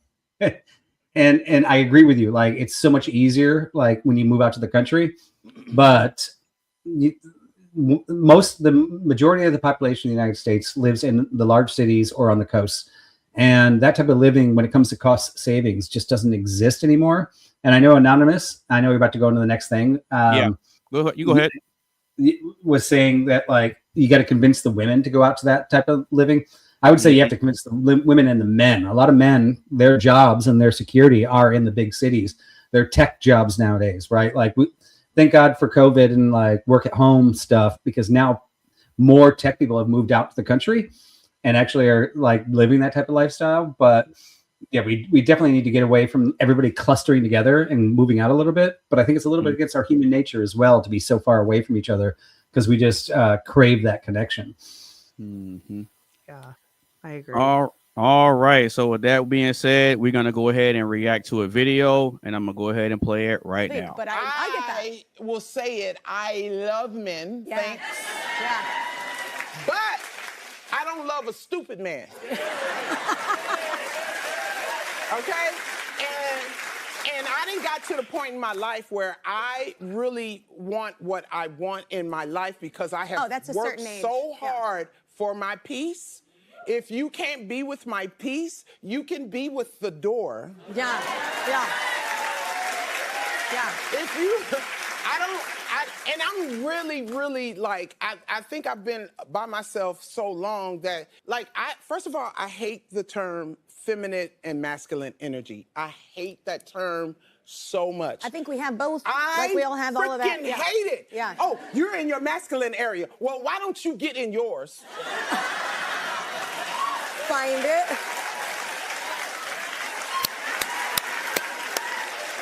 And I think we have both. I'm sick of it. I'm sick of men telling me, oh, well, you know, you hardcore. Yes, I am. Can you handle it? Oh, well, Yeah. what you bringing to the table? I am the table.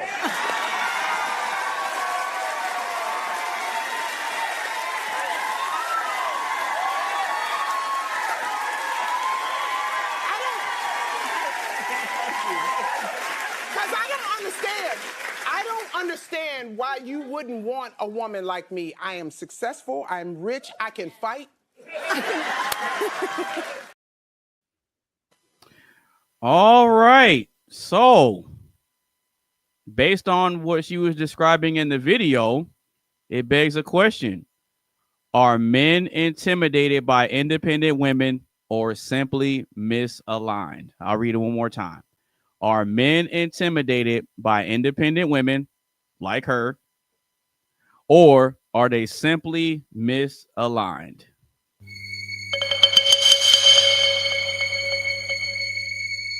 We do popcorn style. It doesn't have to be in any particular order. You can give your thoughts on the video. I would say ladies first. I want Athena, like ladies first. I feel like, you know, I talk too much anyway, so ladies first. Let's go. So I'm gonna say definitely misaligned. I would say, I mean, she's kind of really out there, and this is why it's so important for women to hold other women accountable and say, "Hey, girl, like this isn't good. Okay, like let's tone it back." And as you can see, like I don't know the lady who was speaking mostly. I don't know her name, but I know Kelly. She's sitting there and just allowing her to just get like, oh, you don't think that's a little, you know, mean towards men? You know, she didn't correct her. Women don't do that. They don't correct each other. They don't hold each other accountable ever. And I mean, why would a man want a woman who is that loud, in your face, has masculine energy? At that point, he might as well just date a man. He's probably going to earn more.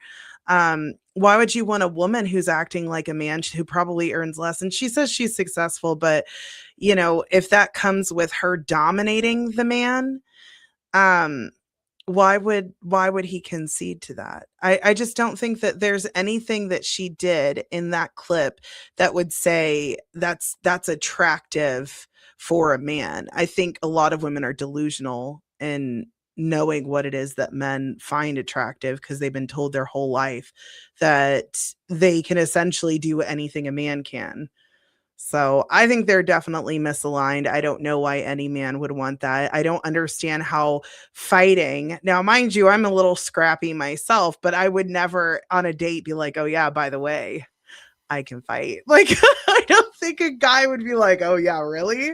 Like, I don't know any guy who would be interested in that. So like her mentioning it kind of shows how out of touch she is of what men's needs are or their wants.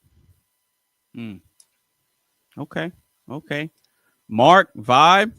Are men intimidated by independent women or simply misaligned? I mean, that is a perfect example of misaligned. Like she said, I hate the term feminine and masculine. Mhm. That was her first thing. And the first thing I thought in my mind was, how many women want a man when they go to the movies and another man like brushes up against his girlfriend or date or wife's ass, right? And sits there and goes, oh, did you see that, babe? Let's get away from him, right? No woman wants to see that. The woman wants to see the guy going like, dude, no, right? Get away. And a respectful man then would move on. And if the guy starts something, he's going to stand up. He's not going to run, right? That's masculine. That's feminine. Yeah, you're gonna get a little bit of this. Tiger uppercut. And I mean, I've always been like, I'm the type of guy that if like a one-legged midget throws some words at me and says, I want to fight, I will run from him, right? If I have no need to fight. He said some bad words to me. I don't need proof. Stop the cap. I'm cool with it. But if he disrespects my wife, if I was younger, my girlfriend or whatever, you know what? I'm gonna kick him over. I'm sorry. Falcon punch. I'm sorry if you think that's bad. So there is this level of being masculine and intelligent and compassionate where I can go, okay, if you're hurting my ego, I'm okay running away, even if all the men around me think I'm weak for doing that, right? Because it's only my ego. But if it's my woman, I will stand up and be masculine. And I think both are actually masculine because there's intelligent masculinity and there's physical masculinity. And I think women look for physical and intelligent masculinity. It's when you only have physical masculinity and no intelligent masculinity that you turn into Jersey Shore boy, right? Like there is. Well, Peter Pan. It's like that Peter Pan syndrome, isn't it? Some sort of Peter Pan syndrome. The boy that never grows up, to become a man, never or like, because I always said to my friend the other week, like, some of us were raised in the school of hard knocks. Now, I'm not particularly a big guy, so I don't have that male physique as such, but I work out enough to hold it down to make sure that I still keep that male physique. I've got muscles. Stop the cap. But what I'm saying is, you're talking about male psychology at the same time. And I think that a smaller guy has to overcompensate. And if they can't, then they're going to be like, basically it's what you're really talking about is the old school times of survival of the fittest, survival of the fittest. The biggest man survives. But we live in a society now where people are more protected. And I said this to someone the other week. I was like, had I lived just 50 years ago, I may not have been as protected today by society as I was back then. And I may have been just pushed to one side as, irrelevant, But if I didn't find something, so we do live in a more tolerant and inclusive society. And I'm not saying this from a liberal left-wing point of view. I'm saying it from a devil's advocate point of view. Because we do have to adhere and understand that with modern day medicine, we now have the ability to help those less fortunate people, and we don't live in that world of survival of the fittest anymore, do we? Yeah, we do. Well, kind of. I mean, yes, we do, but we still have that society of protectiveness. And it's that protective, like, I don't know, it's something that is part of, it's been built up, and it will only crumble if it's allowed to crumble, but we do protect people in wheelchairs. I don't know about that anymore. I've seen some videos that were just gut-wrenching of people taking advantage. Like it used to be, there was some sort of respect for the elderly, for kids, for people in wheelchairs. I've seen so many people attack the weakest people, and I'm just like, so I don't know. I think that's changing. I think people are becoming more or I would say becoming less civilized. It's like we're You're right. regressing as a society. This is the problem. You're right, because look, I worked in healthcare and I watched some case studies of abuse within healthcare industries where you would see like hidden cameras set up by family members where you've got abusive carers, and it's like, wow, this is the society we live in, right? And it's like sometimes when you watch these types of videos, you think, well, you know, you can lose faith in society, but at the end of the day, I think we still have an obligation to not lose ultimate hope and to ensure that we can continue to help and support those less vulnerable in life as much as possible. And I know we're crossing blurry lines, and this involves, to a degree, these people. I think that I honestly do agree with you. I'm more on your side when it comes to the political arena, when it comes to gender and mental health. I think these people are suffering and struggling with mental health issues, right? Mental health issues, and I think they're being radicalized.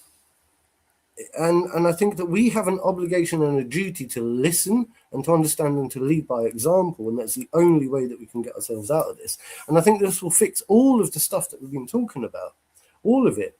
We have to be there and listen and lead by example, because these kids nowadays, I think, are being brainwashed. Yeah, but the real problem is that we used to lead by example, and then we were told our example is incorrect. And now we've been told that we have to do a new example, even if our old example worked. And now we're doing this new example, and you hear about the suicides and you hear about all this stuff, and we're like, let's experiment with the new example because we don't like the old example that worked. Now you can't lead by example. Well, you have to live by a new example, and this new example is hurting people. If I were you, I'd keep those eyes closed. Cause I'm gonna play Monster Reborn. You what? Now I'll bring back a monster. It's the same one I just sent to your graveyard. My blue eyes! Yeah, man, I knew you could do it. Now that was impressive. Hey, I hey, want to hey. give a big shout out to Zingo.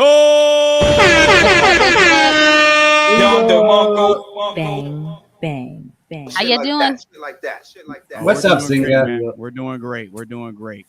You Good, came good. in at a very good point of the conversation. I know you've been chilling, sitting back, watching. The question at hand is: are men intimidated by independent women or simply misaligned? I'm assuming you saw the video. No, I didn't. I haven't been able to watch. I've been putting kids to bed and doing all that Okay. stuff.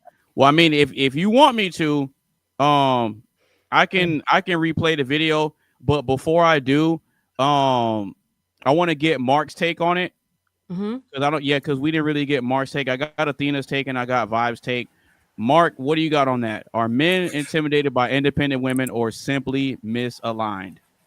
Actually, here's what I've got a request. I want you to replay the video, right? Because I didn't watch it either. Because remember, I had to go offline during that time, so I missed the video as well.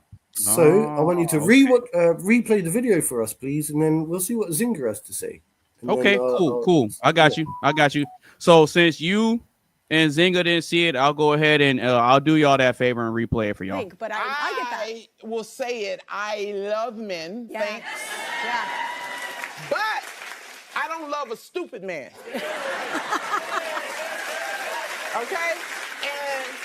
And I done got to the point in my life where I really want what I want in my life because I have that's a worked certain age. so Yeah. hard for my peace. If you can't be with my peace, you can be with the door. Yeah. If you, and I'm really like, I think I've been by myself so long that, like, first of all, I hate the term feminine and masculine energy. I hate that term so much. I think we have both. I Like we all have all of that. freaking hate it. Yeah. Oh, you're in your masculine area. Well, why don't you get in yours? Find it.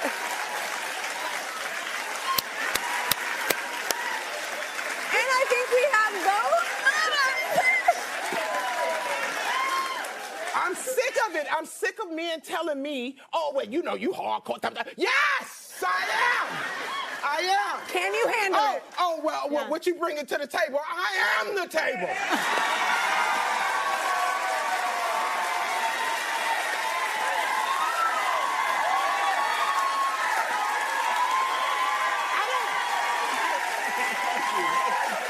Because I don't understand why you wouldn't want a woman like me. I am successful, I'm rich, I can fight.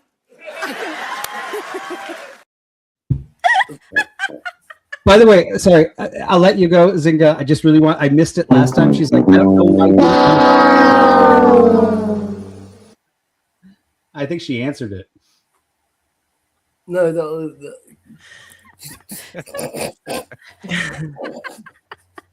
All right. When she was doing like this, me and Scott were like, "Yeah, shouldn't we be hearing chimp noises?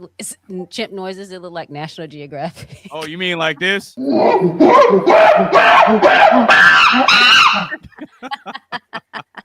can't do that, Zinga. We cannot do that here, Zinga. That Right, is of course. racist. That We're is racist. That is Here racist. we go. We can't be calling our fellow black people monkeys, Zinga. Of We course. can't do that. You It's can call me one if you unacceptable. like. It will not be tolerated, Zinga. I can get you can. Bad Zinga. I submit to the terms of service. No, I'm just messing with you. All right. So now that we played the video back, Mark and Zinga, are men intimidated by independent women? Example or exhibit A, or are they simply misaligned? What do y'all got for that? Ladies, Okay. I think they're just annoyed. That was so annoying to watch. it was. Like she looks like a dude and she's as big as a dude. So she's like, I am the table. It's like she's as big as a dinner table. And she's blaming men's weakness on the fact that she can't keep a man or find a date. And I just don't buy it. I don't buy it at all. Mm. So I think they find it annoying, and you can tell that she's been told what is annoying about her independent nature because she complained about it. She said, "Oh, they complain. I'm in my masculine energy. Like you need to find your masculine energy." So she's asking to be put in her place. Simultaneously, she's putting them in their place. It just doesn't make any sense. Like these women need to get it together. They need to choose what they're going to be. She's like, but I'm successful. It's like, well, men don't care about that kind of success. Just because you've been on Saturday Night Live and you've been the stereotypical black chick does not impress dudes. That's all. So Solid take. I agree with all of that. I completely agree with all of that. And then I was thinking also, like, when one thing that stood out to me was she just seemed so bitter. She wasn't coming from a place of logic. She wasn't actually like, she was just blurting out all this stuff about, I hate men because this, I hate men because that, and rah, rah, rah.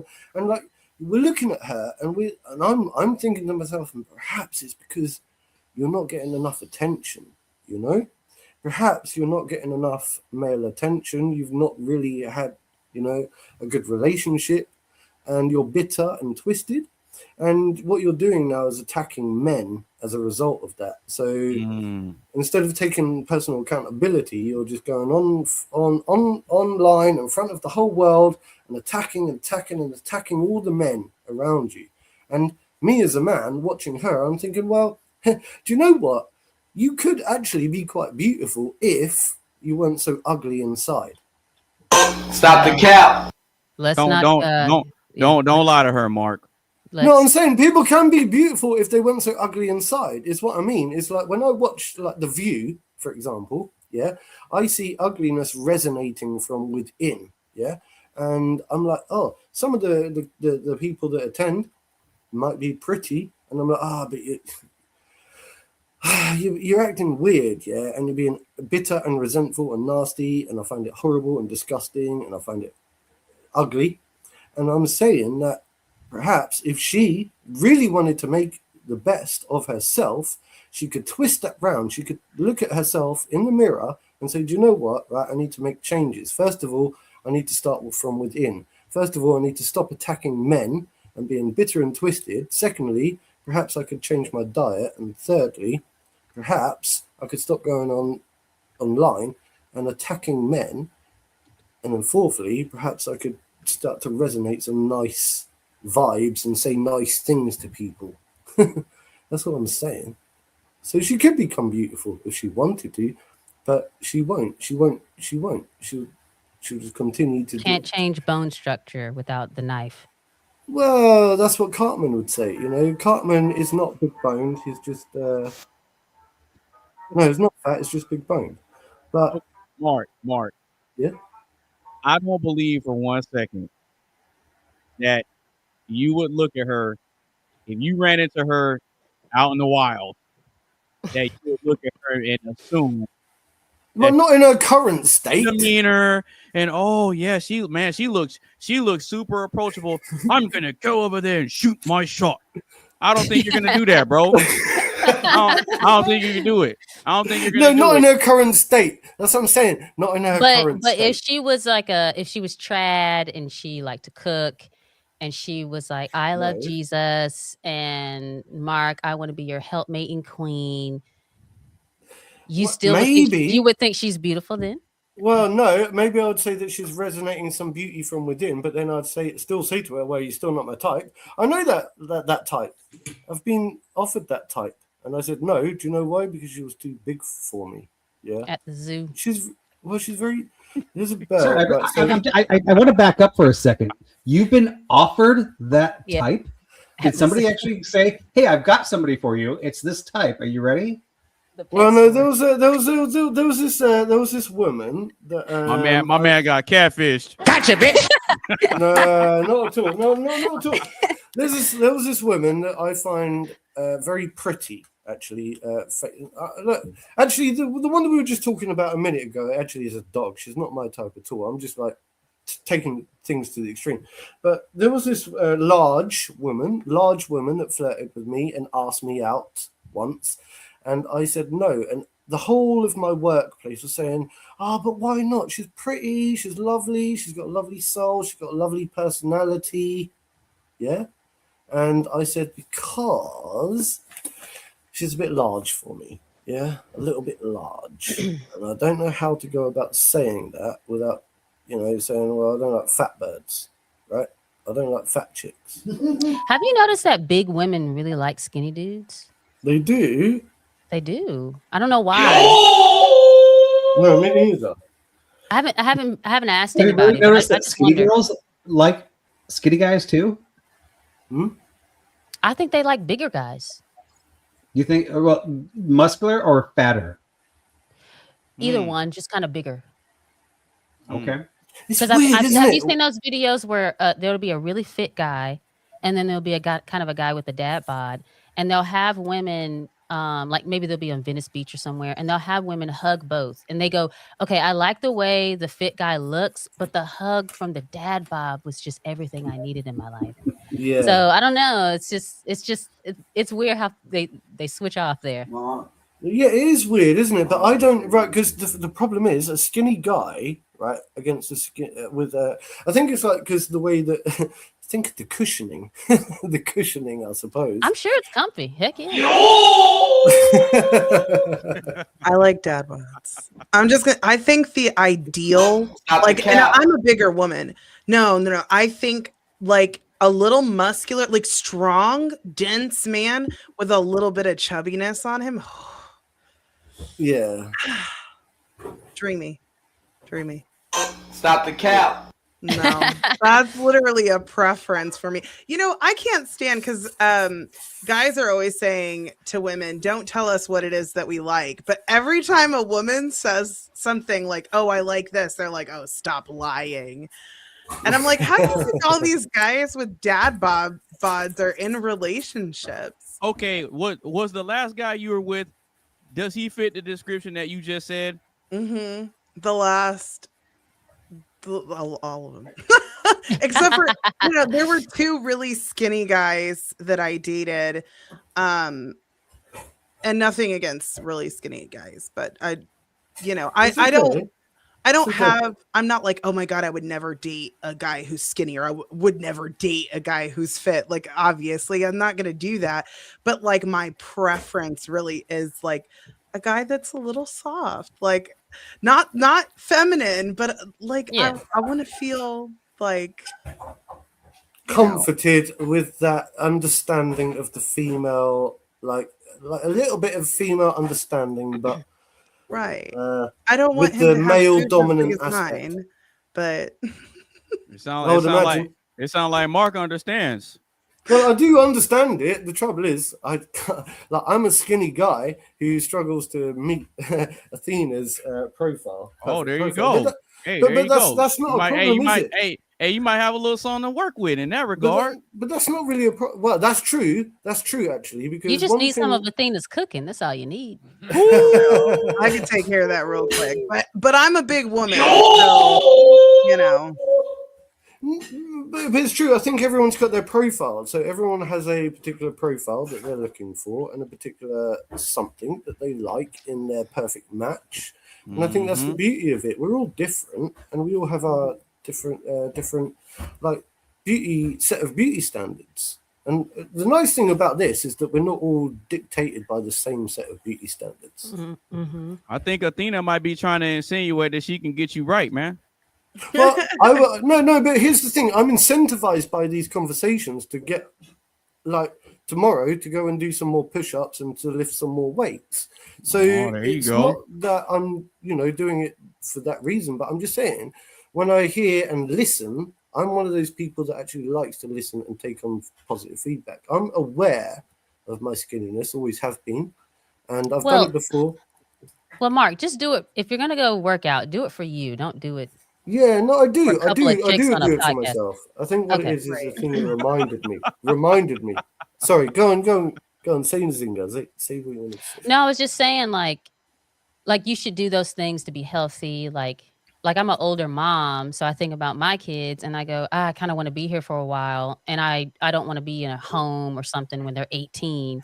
So I pick up a weight and do some dang goblet squats, because it's like one day what happens to people is one day they're on the toilet and then they can't do one rep off the toilet, and you're like, holy smoke, like, how did I get here? It's because you didn't do anything your entire life. Like usually like This is so after true. 30 people stop moving, and so I'm like Mhm. determined to it. Like I can't go to the gym like I want to, but I'm like, okay, I'm just gonna keep moving and keep making sure that my hips won't break if I tumble or something. So I think that's the goal. You're right. Oh God, you're I'm still absolutely with right. you. Like I'm 54 and I have a 8-year-old, a 9-year-old, and a 21-year-old, right? So I'm like, I need to stay fit, not even for me anymore at this point. To be there for my daughter's marriage, right? Like when she gets married. But I was also thinking about back to the dad bod. Like when my wife originally got pregnant, I actually got fat. I got fat too. I got the dad bod. So I almost wonder, like, is the dad bod something about like, oh, well, that's what happens with my dad.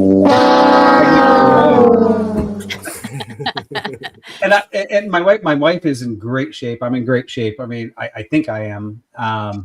But I agree with you guys 100%. And I know I always do this to you, Anonymous, but 4:30 is always my dead time. I have to, and it was my birthday this week, so my Happy family's birthday. taking me out. Hey, Oh, happy thank you. birthday to you, man. So that's not 43, I'm actually 54 now.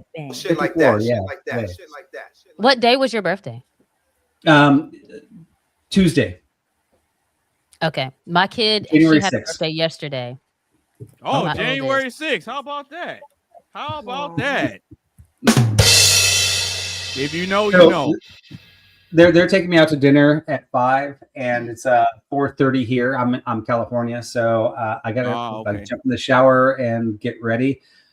Thank you guys so much for having me up. Great meeting you, Athena. Good to see you, Zinga, again. Mark, you're always here. Also, awesome to see you, Anonymous. I'm always here, man. I'm always here. I don't know if it's that's a good thing or not, but listen. And watch out for my panel on gender and sex on Well, Sarah's invite channel me. too. Look, just link me up, invite me to whatever it is. But I'm more than happy just to turn up and chat. Like the Yeah, way, in absolutely. the way that I do about multiple different types of topics and conversations. If you've got your own platform, yeah, then press me on all of this kind of stuff. Because, you know, like, seriously, I think I can hold it down. I have fun along the way as well, and I get to meet a lot of nice people. So make sure that you do it. Don't be a stranger. Nice to meet you, Vibe, isn't it? I will do one plug too to Anonymous. Yeah, go ahead. No, go ahead. Because he's like, go ahead, because I'm sharing on my channel too. I keep on showing up every Saturday because you've got a really nice platform. It's really open. The people don't yell at each other. I like this type of conversation. I like the questions, and I really like when, even if you're against me, and sometimes I don't know you're against me, or I don't know you're for me, and you'll go against me, and at the end of the conversation, I'll find out you're with me, but you just fought me the whole time just to challenge me. And I really, really appreciate that type of dialogue. So that's not always true. That's kind not of what I always do. true. I do that. I did that with you tonight. I did that exactly that with you tonight. I do exactly that thing. I was pressing against you just because I want to understand exactly what it is you're trying to get to and what you're talking about. And I really like to press people on what they're trying to say. And then it turns out at the end of the day, like, I'll kind of agree to disagree and then press like what they call the devil's advocate type questions. And then see what you're getting at, and then I'm like, yeah, okay, fair play.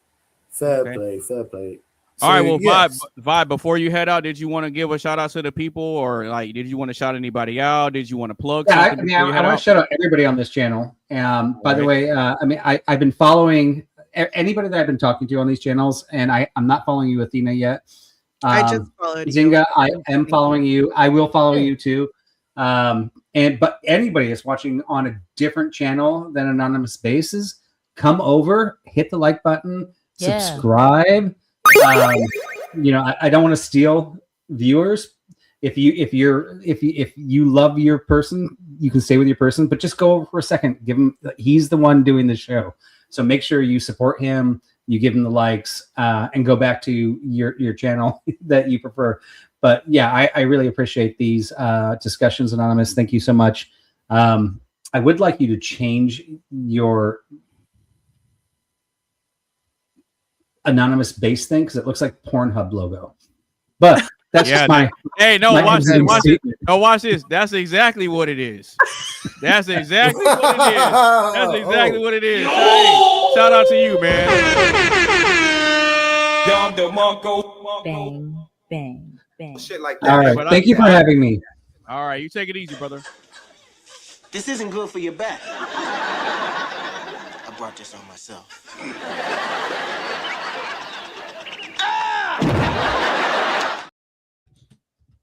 I hate to do this, but I also have to leave. I could stay for about another 8 minutes because I haven't gotten a message from the person who's going to help me do the show, but I'm doing a live blind reaction to video games, and I'm horrible at video games, so it'll stay for 8 minutes, Athena. Stay for 8 minutes. I'll stay for another 8 minutes. Yeah, and let's Well, since you're gonna stay for another 8 minutes, I think it might be an opportunity for Mark to kind of shoot his shot to get some of that homestead cooking. What are you talking about?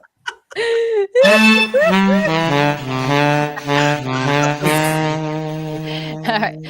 Mark, you got 7 minutes.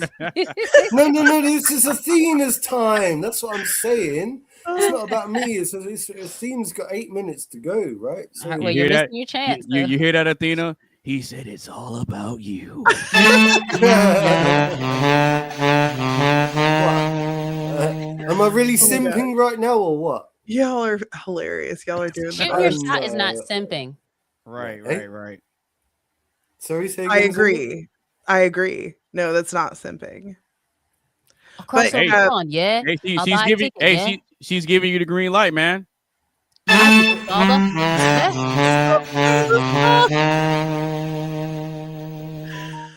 Oh, the music is killing me. I've watched kids. I could be a good dad. Yeah. Hey, well, you know what? God, yeah. You know what? Me and Zinga can fall Is back. that your English and impression? Is that look. Zinga's English impression? Me and Zinga can fall back and let y'all have it. I got you. I'll set the tone right now.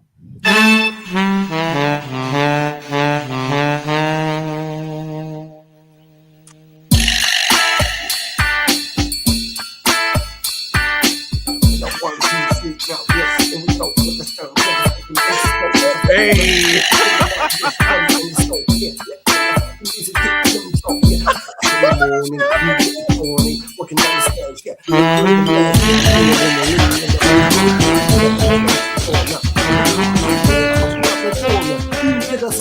There was an anonymous face looking back at me. He said, coming out. I said, what is the point? Coming to my gaff now, smoke a little joint. You like tea? One of these sugar now, 2 maybe 3. Yeah, let me key with a what? Yeah, looking at me because I'm the fucking number bet MC. Let's go. Anyway, I've got to fucking go soon. Hey man, hey yo, Something shout like out that. to Mark, man. Shout out to Mark, bro. Athena's like, That was lovely. No, I was here for all what did of I it. say? No, like my cheeks are hurting. No, I'm so glad. That was literally the best thing I think I've ever experienced on a panel. So much going on. Well, I never thought I'm a man of What's many hidden talents. Yeah, I keep trying to explain this type of shit. Yeah, you Oh, don't that's fully funny. understand. A man of many hidden Oh my silly goodness. talents. Jack of all trades, master of So none. does anybody, real quick, does anybody else have anything else on this topic before we get to the last question? All right, cool. All right. What's up? Go Hold ahead. on. Maybe because I did notes because I forget.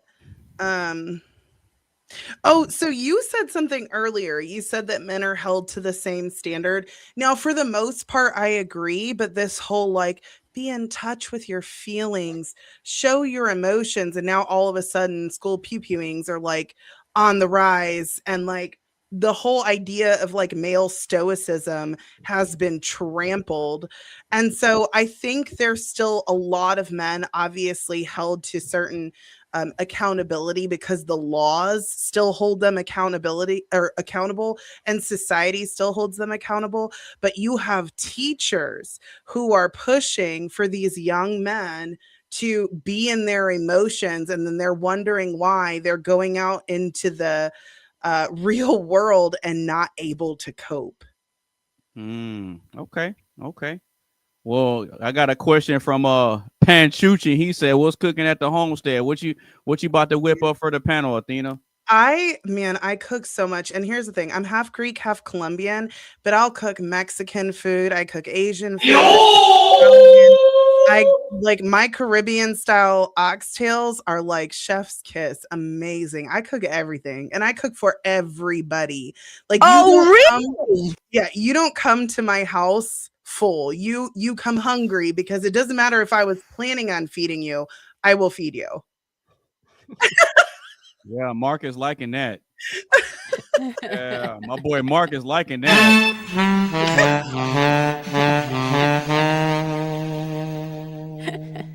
Yeah, it'll be a little spicy though. Just warning. Hey, Mark, you like spicy food, bro? I like spice. I like it spicy. Yeah, there you go. There you go. All right. So with that being said, if you're just now tuning in, or if you've been rocking with us the whole show, make sure you give the stream a like, share with a couple of your friends. Make sure you follow everybody on all their social media sites. And if you want to join in on the live action, the link is pinned to the top of the chat. So with that being said, we're going to go ahead and get into the last question, do final thoughts and all that, and then we're going to wrap up the show. So here we go. Can two highly independent people truly build a partnership?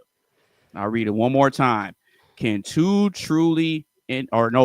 highly independent people truly build a partnership?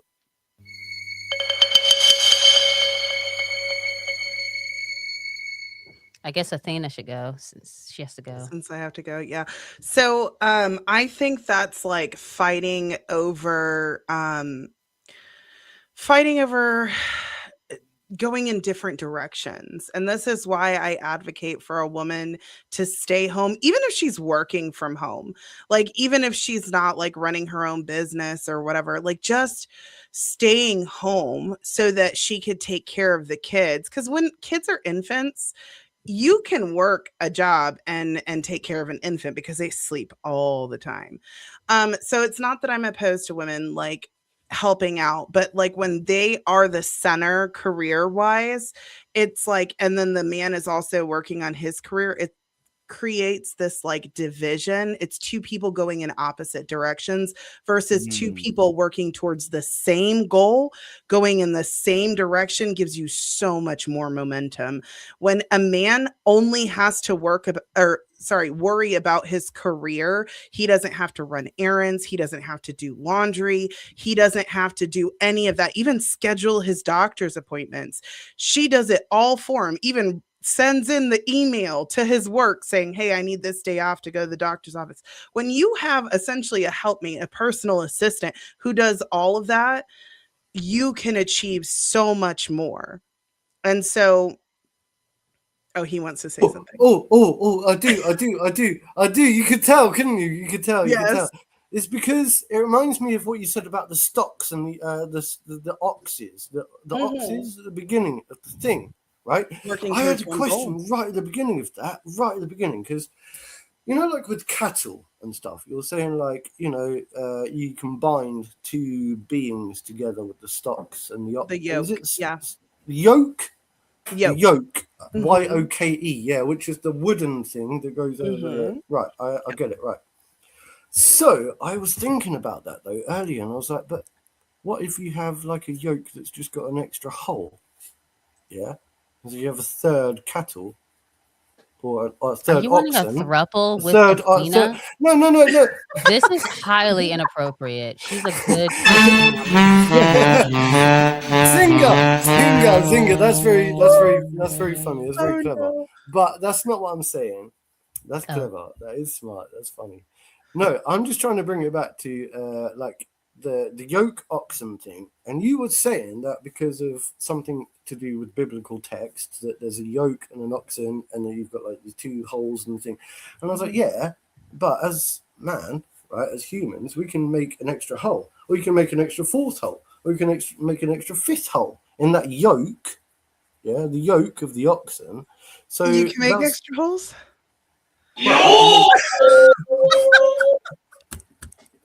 No, it's just a question. Look, I understand how many I holes swear I'm you've an got, adult. right? Okay, I sorry. understand. I understand how many holes I'm aiming for, right? I'm trying to get to the bottom of things. Benjamin Balderman said, Benjamin Balderman said, I like this Athena chick. Yeah. Well, we have to get to the bottom. Athena's of getting all of it tonight. Oh my god. Yeah, she getting all of it tonight. Well, I'm glad it's got that kind of effect. Her DMs are open, gentlemen. Uh-oh. Oh god.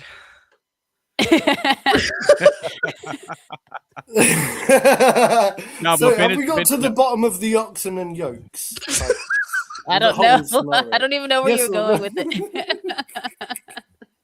Oh, I'm Yeah, going we- back to- she- We waiting on you, Mark. I'm trying to get back on track, you guys, but I'm really immature. Okay. I'm so serial right now. Pants, you just said Mark got that Riz. Yeah. Mark putting that game on her. Yes, sir. Yes, I'm sir. just having fun. Yeah. No, there I'm you asking, go. but that makes sense. I'm sure that made sense.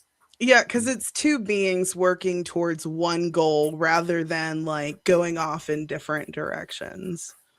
So I saw like the light bulb click as like I was talking. So I get what you're saying. Like being equally yoked, you can't have one oxen that's too big and the other one that's like too small, and then you have two connected going in the same direction. Essentially what society is doing is you're taking two beings saying that you're together, but they're like going different directions, and then wondering why it's not working or why there's conflict because it's two people going in different directions. And even though they're living in one household, it's like there's no cohesive flow.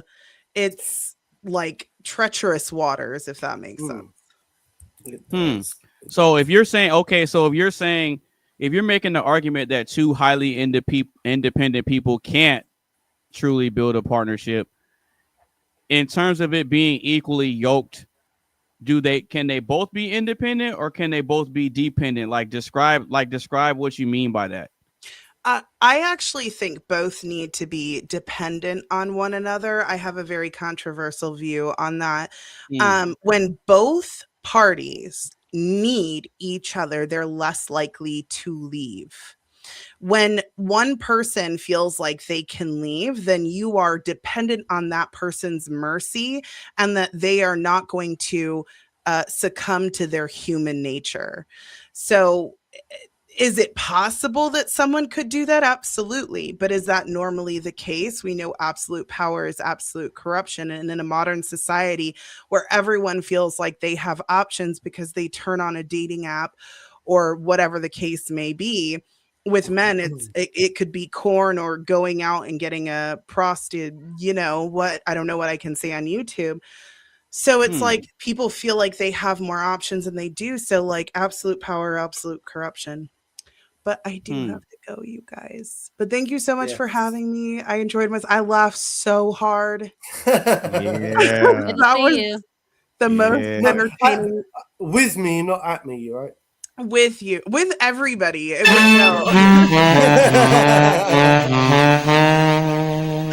the shoulder move. Woo. Okay. Yeah. All right. Bye, guys. See ya. All right. Love you, Tina. All right. You take it easy.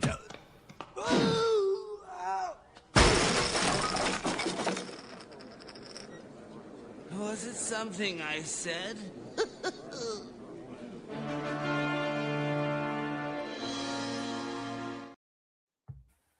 Yeah. Mark is moving fast. He's trying to beat Benjamin to the punch. All right. So Zynga and two highly independent people truly build a partnership. What you got, Zynga? I think it depends on how they're independent. Okay. Like I know some men have an issue with a woman that they marry that has to run everything by them. They can't make decisions on their own. So I guess you need, like a man would need a woman that can make some kind of decisions on her own. I just don't think, I agree with Athena a little bit. I don't think that in a marriage relationship, you can be independent of each other because there are roles that each sex needs to fill. Okay. But like I think about, like I carry a gun every day or a pew pew every day. And Scott, he trusts me to protect his children, even if it costs my life. So I kind of have in his absence. Exactly. Okay. Even if that, or I already said that, if it costs my life. And so he's leaving some decision making up to me. So I kind of have to be strong. I have to be independent. I just can't be independent of him or of God. And so I think in a way, two highly independent people can be together, but like Athena said, they can't be independent of each other. Okay, so the Powder Dusty, shout out to him. Shout out to the Powder Dusty. I've seen him before. He says, "What kind of gun do you have?" I carry a P365 XL every day. I've also got a PDP and some others that I can't carry in my pocket. Do you think though that's because you are a strong, independent woman? Because look, I'm asking this question because over here in a lot of left-leaning liberal white people would turn around right as soon as you said that, right? And you're like, "Oh, I'm a gun-carrying American." There is this stigmatism over here in the UK where a lot of people don't really like the idea of gun carrying laws and stuff like that, and they like to get involved in American politics and that way. And I understand why you've got like gun holding laws in America, and I think it all depends on the state that you live in as well. But like then you're going to get some kind of stigmatism of like a gun yielding like American type person in today's modern age. And I understand it's a difficult one. Do you think that makes you a strong, independent woman, or No, I don't think that makes me one. I think women who are a little bit more brave and independent and courageous will go out and learn how to use a gun. But I have plenty of friends that will drive a car, even though that they can easily unalive somebody with it. They do all kinds of dangerous things all the time, but because it's normal, everyday occurrences, they don't even think about it. But the idea of carrying a PP scares the crap out of them, so they won't do it. But I do it because I've got people I'm responsible over, and I ain't going down without a fight for myself. But that was just an example of how an independent woman can be in a relationship. So let's take something more simple like shopping. Okay, your husband comes home and says, "Honey, we've got this debt, we've got this and that, we've got to pay for. We got these medical bills." You have to have a strong personality to be able to tell yourself no. Kind of have to be independent of your husband to be like, I gotta rein it in here, and I can't, go to Target and go ham.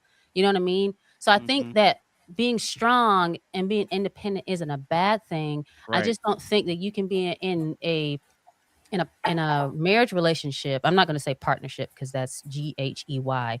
But I don't think you can be in a marriage relationship and say, I'm going to be independent of my husband, because we do have to rely on each other. Yeah. Okay. No, that's a pretty solid take. Mark, can two highly independent people truly build a partnership? What you think? I don't think that makes much sense, because I think to be independent means that you're not really. No, I think that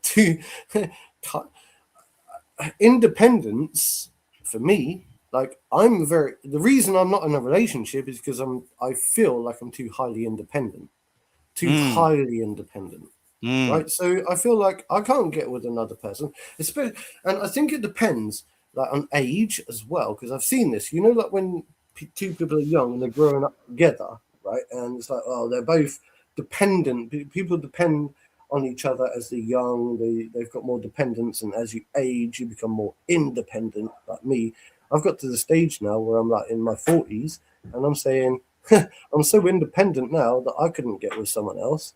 And then I know there are a lot of women my age, equally my age, in their 40s, saying the same thing. Oh, I'm so independent now, and a lot of them have already got their kids, and they are independent, or they think they're independent, but they're not. They're still striving or looking for something.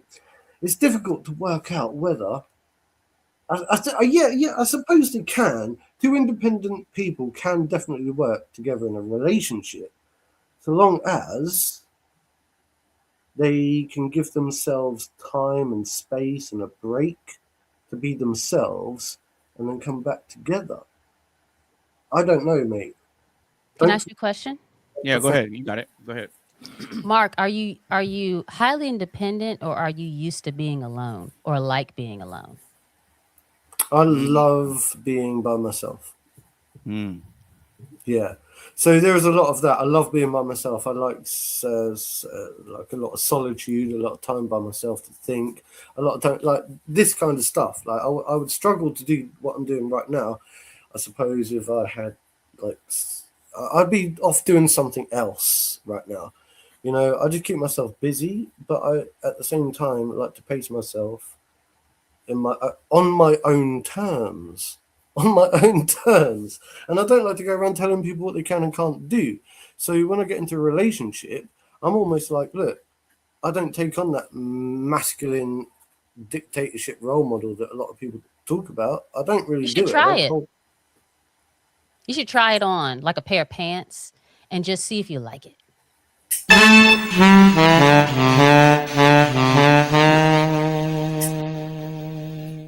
Okay. Interesting. Very, very. Because I would argue you're designed to not be a dictator, but you're designed to lead. And so you telling someone what to do is your part of your God-given right, especially if you're talking about your woman. Yeah. You think I should Yeah. be more assertive? Yeah, That's what you're supposed to do. yeah. Okay. Next time you date, but like, this is what we're doing. I'm No, ordering because think about it. Think about it. It doesn't matter what type of propaganda gets sold to women about you don't need a man. You can do everything a man can do. You can do this, that, and the third, right? It doesn't matter how much they buy into it. There's nothing that can be sold to them. It doesn't matter how powerful it is that's going to override their God-given wiring. It's just not going to happen, because it doesn't matter if a woman is a millionaire, billionaire, or she works at McDonald's. The one thing that they all have in common is that they want to have some sort of man come into their life that they love, admire, and respect, that can let them know what it is and that can lead them to the promised land. I get that. If you could put in the work to become that guy and lead yourself to the promised land, women are going to be looking at the results and say, you know what? I think I could see a future with this guy. And that's typically how it happens. Now, back to what Zinga was saying earlier about hitting the gym and stuff like that. You have to do things like that for yourself, first and foremost, because I'm under the firm belief, this is probably just my opinion, like what I'm about to say, it doesn't necessarily reflect anybody in the chat or anybody on the panel. And I've had this conversation with my mom before too. I'm under the firm belief that when you work out and take care of your body, that's a way you worship God. Yeah. You worship God through how you take care of yourself. That's making sure you eat in a certain way, making sure you're maintaining a strict level of discipline, making sure that you're having goals, making sure that you're maintaining focus, making sure that you're working on your confidence, your masculinity, having certain dominant traits, being able to plan. Right. Yeah. The problem I've got, I only have one issue with this. Yeah. Go ahead. I know someone who was very much like that, purist Christian, and I think I spoke about this a long time ago, and he died of cancer. He never touched a cigarette in his life. He never touched a drop of alcohol in his life. You know, he was a purist, very much a follower of Christian belief systems. And it's so sad to see somebody die at the age of 26. Yeah. And you're like, wow. And I thought to myself, I thought that I was going to die, right? When I was really young and I picked up the first bottle of alcohol and my first cigarette, yeah, I said, oh, I'm not going to probably live till I'm 30. Yeah. I am so grateful for every day that I've got on this planet today. And I'm like, we all have the fruits of our looms, the fruits of the labor. We all have these vices that we adhere and turn to. And that doesn't mean to say that we're any more or less pure or less Christian. Okay. And I get what you're saying, because I think what you're talking about is more to do with identification of like personal self-development and being able to identify your own flaws and being able to like do something about it. But it's not that easy, is it? It's not that easy. You know, it depends on it depends on the mindset you have. But then we could argue that no one's perfect. That's true. Are you perfect? No. Right. Well, there we go then. But watch this though. Well, he's not talking about perfection. He's talking about a goal. Right. Yeah. Right. So based on God's design for me, I'm perfect based on how he designed me. Now, just because I can manufacture a car and it can be perfect in design, but the wrong thing can operate it and make it go out of control. I didn't design it that way, but sometimes things happen, right? It's the same thing with us humans. We were designed a certain way, but then you can go and move however you want to. You see what I'm saying? Yeah, but then this isn't a knock on you, Mark. It's just we're just talking. No, it's not. You know? It's not, but I find it actually very important to discuss this, because as someone who is somebody who struggles and identifies the fact that I am a bit of an alcoholic, okay? I identify that I'm self-admitting. In fact, I'm drinking right now whilst talking about right. But and I smoke, yeah, and I'm a smoker. And so these are demons in the back of my mind that I sometimes struggle with. In Okay. fact, I said to Mr. AB right before at the end of last year that I'm for this new year in 2026, I'm going to stop drinking alcohol for the year. Yeah. Now this is the thing. So I didn't give up drinking alcohol for the year, and it makes me feel sometimes like, in order for me to be able to move forward in life, I have to accept my demons in the first place. And like, I struggle with certain other things where my mental health isn't fully right. And if I continue just to keep repeating and doing the same thing, then how can I hold down a relationship in the first place? Because you have to renew and worry about all that other stuff that you're talking about. Well, because like, you have to, if it first starts off with you renewing your mindset first. Well, because think about this. If thoughts come before actions, right? Your actions are going to be a reflection of whatever you're thinking in your head. So if you're thinking about growth and personal development and things of that nature, well, now you're going to have to start going through a mental checklist of things that aren't benefiting you, and not just in the short term, but in the long term as well. Now, if you're going through a little bit of temporary discomfort, but the long-term gain is better, then it's a good deal. If you're planning on making different changes in your life, you have to look at it like this. If the sacrifice is greater than the benefit, then don't do it. But if the benefit is greater than the sacrifice, then go for it. And you have to be willing to go on the journey alone. That's the one thing that a lot of people don't tell you that part. They tell you about accomplishing the goals, and you're gonna have people supporting you. I'm gonna be honest with you, bro. If you make once you get to the point where you make a declaration to yourself that I'm gonna commit to this, I'm gonna stick to this, I'm gonna cut this out of my life, that's when the world starts to test you. That's when the test begins. The test begins when you make that declaration that I'm going to make changes to be a better person. You're going to have friends that may turn their back on you. You're going to have family members that look at you sideways, and you're going to have people on your Facebook page or whatever that are going to say, oh, this is just another phase he's going through. He's just saying that. It ain't going to be long before he comes out to the bar with us again. You're going to encounter that. When you decide that you want to set out to do something positive, that's when all the negativity comes. So the test is mental from the jump. Everything starts up here, brother. I get you, bro, man. I appreciate that. And do you know what? That's one thing that I've learned, right? And do you remember I said at the beginning of this podcast, right? I've noticed, right, that when I grew up, I noticed that we had a very patriotic stance, and now I live in such a wishy-washy country. Mm-hmm. And then when I look out to you people in America, like especially like I think Texans, people in the Texas area, they're still very, very, very, very staunch and very like they're holding on to all of that. Like and we're conservative. Conservative. Conservative. That's probably the word you're looking for, is conservative. Yeah, maybe. I don't really know what it is. It's just over here, like, we've all been, like, everything's so wishy-washy here in the UK that it's very uncommon for me to hear people talk to me like this directly, like the way that you two do. Because everyone over here is so politically correct. I was just about to say, well, conservative people, see, this is the thing.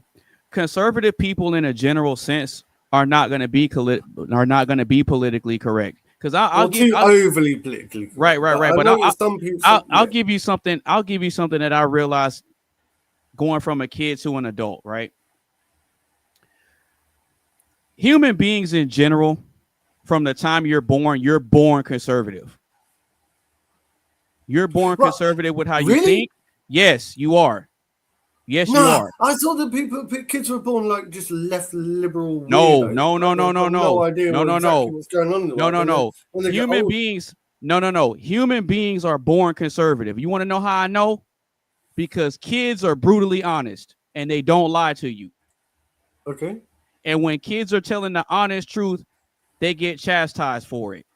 No, don't say that. That's not nice. Oh, but she's fat, Mom. That lady's fat, Mom. oh no, that's not nice. Don't say that. You'll hurt her feelings. So when Right, kids so are they become honest, liberal. they learn to be, they're trained to be politically correct. Don't say that. That's not nice. And we have phrases like, oh, well, if you don't have anything nice to say, don't say anything at all. That's why we have cultures where people bite their tongue a lot and they're not honest. So when people are going down a dark path and a path of self-destruction and they're looking around like, I thought y'all were my friends. But then you have people that try to tell you the truth and you shame them for being honest. That's what I'm telling you. That's why there's a stark contrast between the society that you're in and the society that we're in. Now, you have a good mixture of liberal societies and conservative societies, but see, we're at the point where we can identify one another. It's not, the lines aren't so blurred to where we don't know who is who and what is what. You see what I'm saying? Because our country is so big to where the states have a general consensus about how they think and how things operate. Like, I'm in Texas. I'm in a traditionally red state. Now, are there blue counties and districts and cities? Yeah, I'm in San Antonio. San Antonio is a blue city, but the overall state and the consensus of how we operate and how we delegate and how we carry out our policies is conservative. But I'm in a blue city. You see what I'm saying? Now in San Antonio, it's not overrun with a bunch of liberal craziness, but the people that are in charge just so happen to be blue and not red. But there was that whole thing. So I know Zinger has probably got something to say as well. So yeah, go ahead, Zinger. You got it. You can chime in. Not yet, actually. I'm just okay. listening. So I wanted to ask you just sitting back watching. Okay. Because I obviously see a lot from an outside perspective, and I see stuff through online and so on and so forth. So the latest news going around is like ICE. ICE agents apparently have shot some women in America. Now, obviously, the whole country is divided, and people are asking, who is at fault, and it's very strange for me because in the UK, right, that shooting would never have happened. It would never have happened. Because y'all don't have guns. I was going to say. Well, those types the police don't even have guns. Yeah, y'all don't even have guns over there. No, we've got one division of police that would get called out if there was a sighting of a gun shooter or something like that, or someone a stabber. We have like a division of people that will come, police that will do holster guns. But for the most part, our general police that walk around on the streets do not holster guns, and so that would never... I actually have something to say now. Go ahead. Mm-hmm. Don't you think, Mark? Like you seem to have. I'm not trying to be. Not trying to be. No, be brutally honest, please. Be brutally honest. Well, I'm not trying to say I know things that I don't know. I'll ask a question because I've been on these panels with you a few times, and you seem to have a little bit of like torture going on sometimes, and it's a lot to do with how assertive you should be and how masculine you should be. And don't you think you live in a country that has neutered the men? I mean, you have a country where the daughters of your countrymen's daughters are not safe to roam the streets because you have these great gangs of foreigners that have invaded. And then not to mention the cultural aspects over a couple of decades or probably more, where you're not allowed to say this. You guys can be put in jail, probably for some of the things that we say on this panel. If you said it, you'd be in jail. So don't you think that at a certain point, seeing that on TV, seeing it in the news, hearing about things that have happened to your friends and your cousins and all this stuff, don't you think that gets into your head now you're at a point where you're like, okay, I'm hearing Marte and I'm hearing Anonymous say all these things that are super based, but I just feel the need to do something else. But I kind of want it. Like, don't you feel like a tug of war going on inside yes, of you? I do. And do you blame it on your country and the neutered state of your country? Yes, is the answer. So then that means that when he said kids are born conservative, I get what he means. It's that we're not born thinking that we should lie and tell people they're not fat when they are because of body positivity. We're not going to allow invaders into our toy room to take all of our shit. We're not going to allow. I'm losing control over all of those aspects. So I was raised in a democratic society where my vote mattered, and at the moment in the UK, right, it's difficult. Okay. I know, but I guess I'm reinforcing what Anonymous said No. earlier. You're right. And when you feel like people like sometimes me you are being feel like penalised, so there's that whole exactly. thing with X. Yeah, so people like me are being penalised.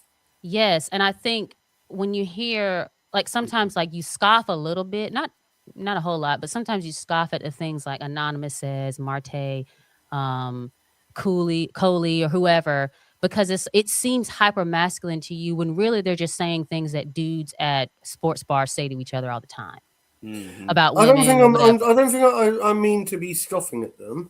I don't think so either. I think it's a state of your country and what they've done to you is what I'm trying to say. But I think that what I'm trying to do is find common ground also at the same time, and to hash these things out and to understand exactly where each and every one of us are coming from. And of course, there's always going to be pushback. The first time I met Marte, all I felt like he wanted to do was to argue with me like a debater. You know, like when you get one of these. So I was like, well, hang on, excuse me. And I've learned that over the course of time, right, coming back in these things, Charles doesn't, Mr. Anonymous Base doesn't come back at me like he's trying to get one up over me each time. Now, I tried that a couple of times, and you know what I mean? But then I've realized that we actually hold the same common ideas, I think. You know, I am just from a different country. And so I am trying to figure out exactly like, and yes, I'm broken. I'm heartbroken at the way that my country is at the moment. Yeah. And to be honest, right, I'm reaching out around the world because I've got technology to be able to do so and speak to people that can give me a little bit of hope. Right. You just need to move in with Athena and eat. And there you go. Eat, See?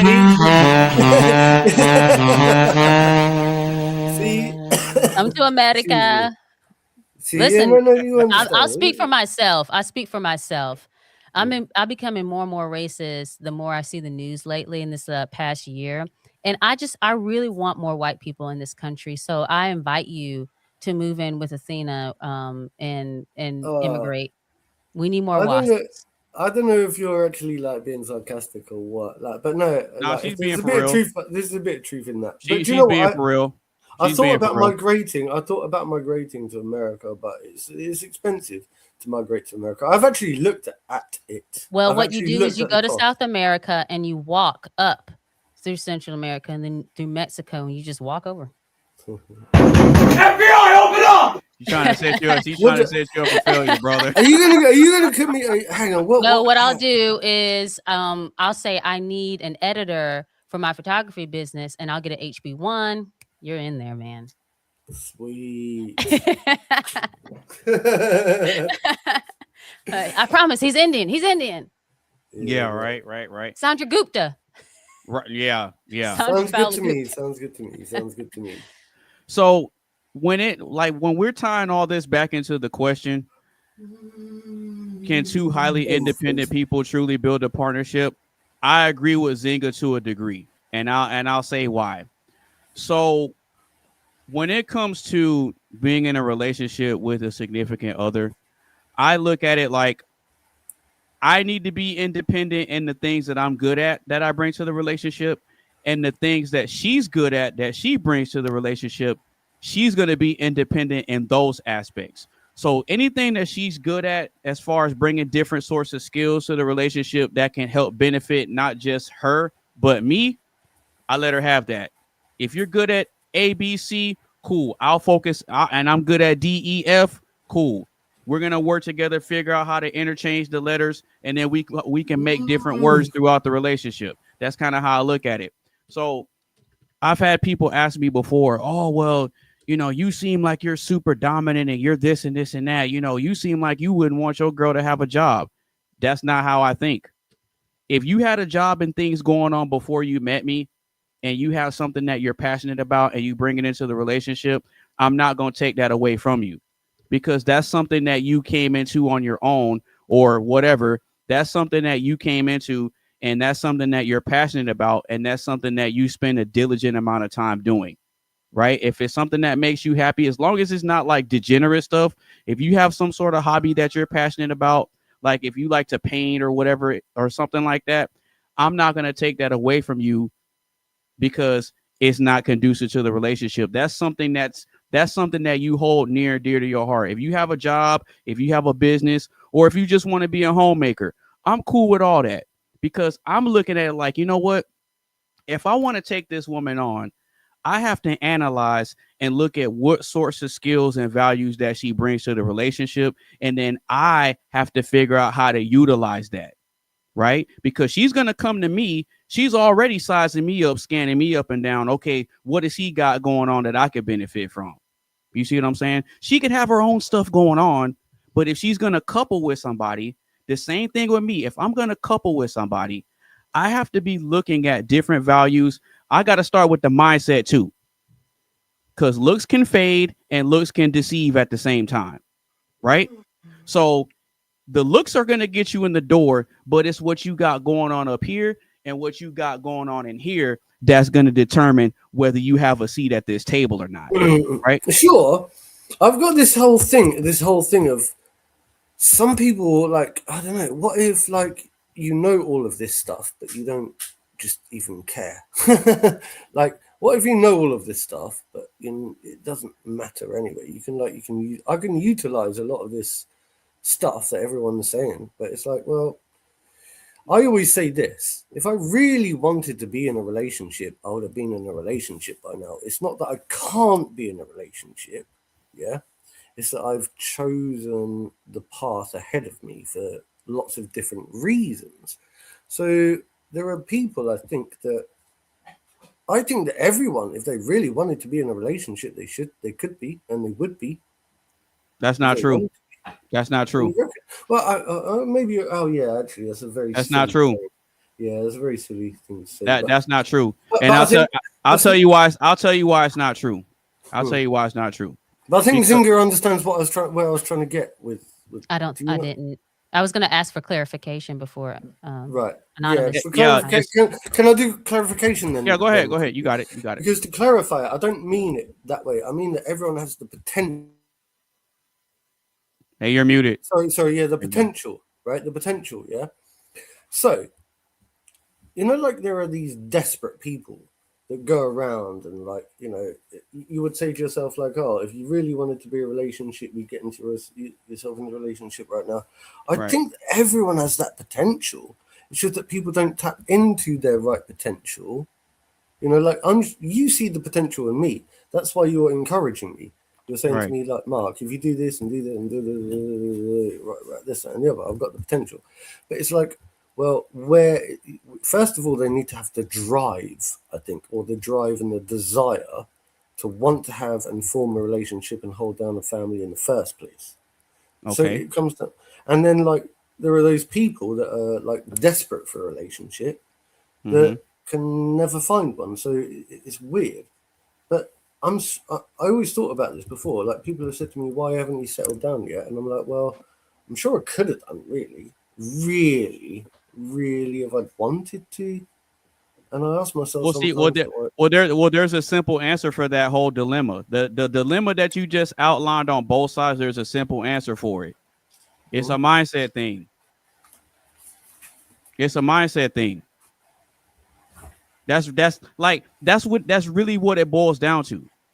Because, like I said earlier, actions can't happen without something going on in the mind first. Like, you have to think about things before you do it. Even like you can get a feeling like you're gonna sneeze and you're gonna think, oh, I need to cover my mouth, or I need to make sure I don't sneeze on somebody. It's a split-second action, but you still think about it before you do it. So, with that being said, if you have that mindset that you want to be in a relationship, well, you got to start taking actions to get there. Just like if you want to start having a nice physique and getting some strength on you and getting some size on you, it's gonna stem from that mindset of, okay, I need to do something to where I don't keep looking like how I'm looking. And I can use myself as an example, because what I used to look like back in the day, I could show you. I was gonna say picture. Yep, I can show you. This is, hold on. Oh wait, whoop, wrong. Look, I'm clicking the wrong person. Clicking the wrong person. Stupid. Clicking the wrong person. Okay, so that's what I used to look like back in 2017, right? That's fine. But see, this the thing. I was making excuses. I was making excuses for me not having the results and looking the way that I envisioned in my mind. I used to make all kinds of excuses. Oh, I don't have enough money. I don't have a car to get back and forth to the gym. I don't have time. I don't have this. I don't have a support system. I don't have blah, blah, blah, blah, blah. I was making excuses and justifying my lack of action, right? So I had to have that talk with myself like, you know what? You're taking the bus to go to work already. So why not set aside some time to get a gym membership? And not only that, the bus ride to work, I'm passing by the gym anyway. And I was still making excuses.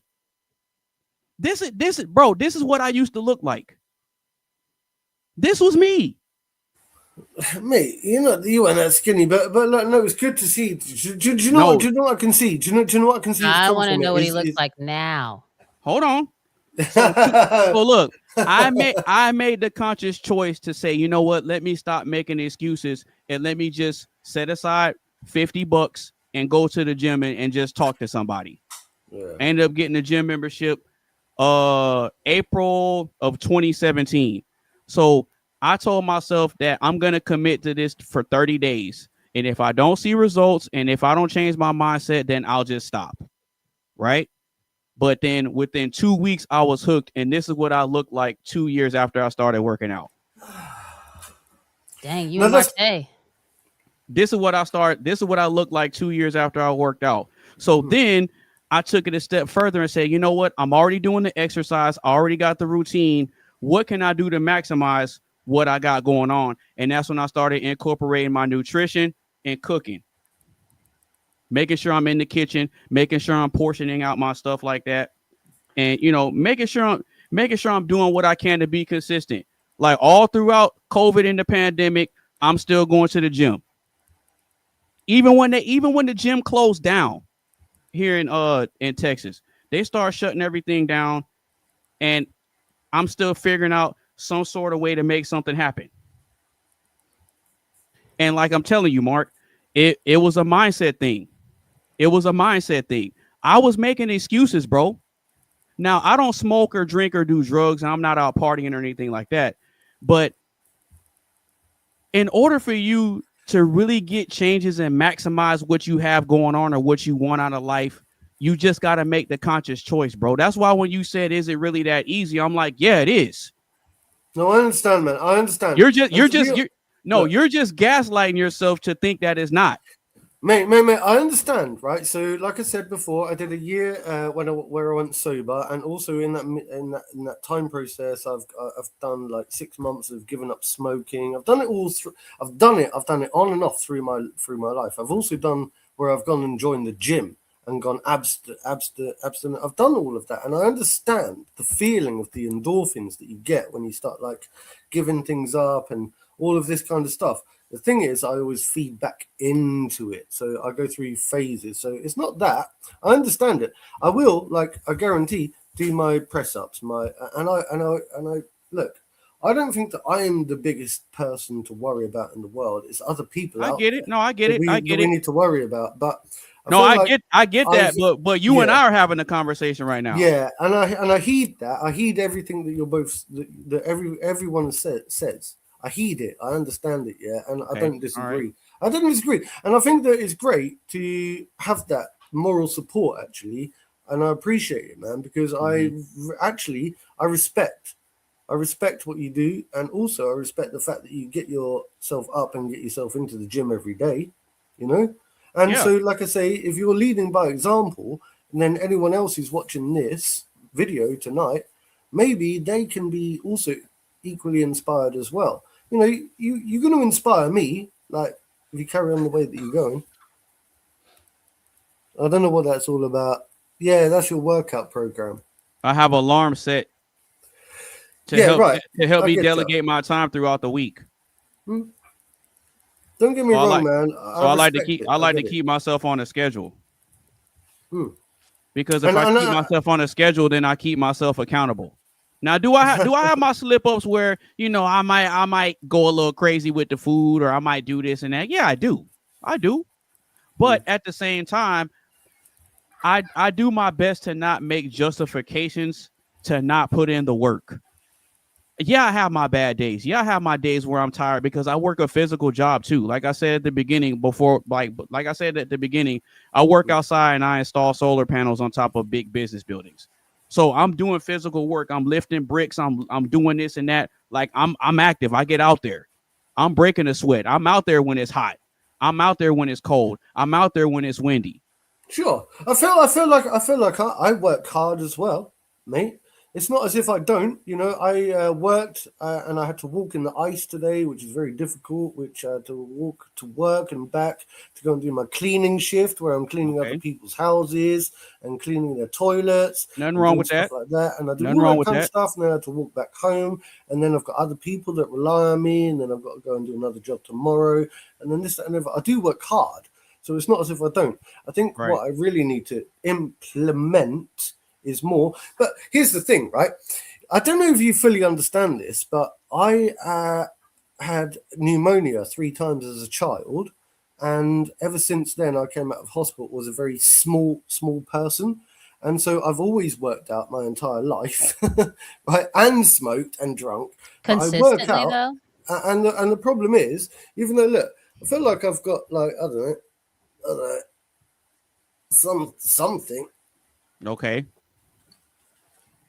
Nothing major. But you gotta put the cigarettes and the alcohol down though. Yeah, that's killing you, bro, and you know it. I know, but then we've all got our vices, haven't we? Everything's killing. Yeah, but that's not a justification. I get what you're saying. Everybody got their whatever that they're dealing with. I get it 100%. It's just my thing is the biggest reason why I'm just so against the smoking and the drinking is because my grandfather passed away at 61 and he was diabetic and he didn't take care of himself. Right. I cried at the funeral, but maybe for about 10 minutes. And then after that, I was like, wait a minute. Like, why am I crying? Why am I crying for this person who didn't even see the value in his own life when he had his kids telling him, Dad, you need to stop. Yeah. I used to hide my grandfather's cigarettes from him, and he would get pissed off about it. Cause I hated it, bro. I hated it. Okay. It's just for me, bro. It's just for me, bro. When it comes to people that I see value in, I cannot stand it when people are committing to habits that are killing them. It's just something in me, bro. I can't do it. I just can't do it. One of the things about this that's interesting, like I know people who are overweight or they've got this and that going on, or maybe they even have been diagnosed with things, but they don't do themselves any favors with the habits that they have, how they eat, or lack of sleep or whatever. And one of the things I noticed is you said earlier, Anonymous, that people gaslight themselves. And that's I used to do it. Yeah, we've all done it, but there's people who do it so habitually that it becomes harmful to their health and to their relationships and stuff. Mhm. And so I guess if I could add to this, I feel like this is a man conversation, so I'm not trying to. No, go ahead. say Go too ahead. much. Say what you Well, want it's to just say. like two dudes talking to each other, and it's like I can't tell someone how to be a man. I'm not trying to. I think Yeah, most but men- you're married to a man though. I am. You're married to a man. You're not just married to a man. You're successfully married to a man. Yeah. But like this is something that I'll bring in my man's. This is something that he and I talk about a lot. Well, actually, I just value because Zinga's input. I value what you've got to say. So I appreciate it. But Yeah. like people that lie to themselves all the time. Oh, I actually have a headache. And it's like your headache is really convenient. when you're supposed to be doing XYZ.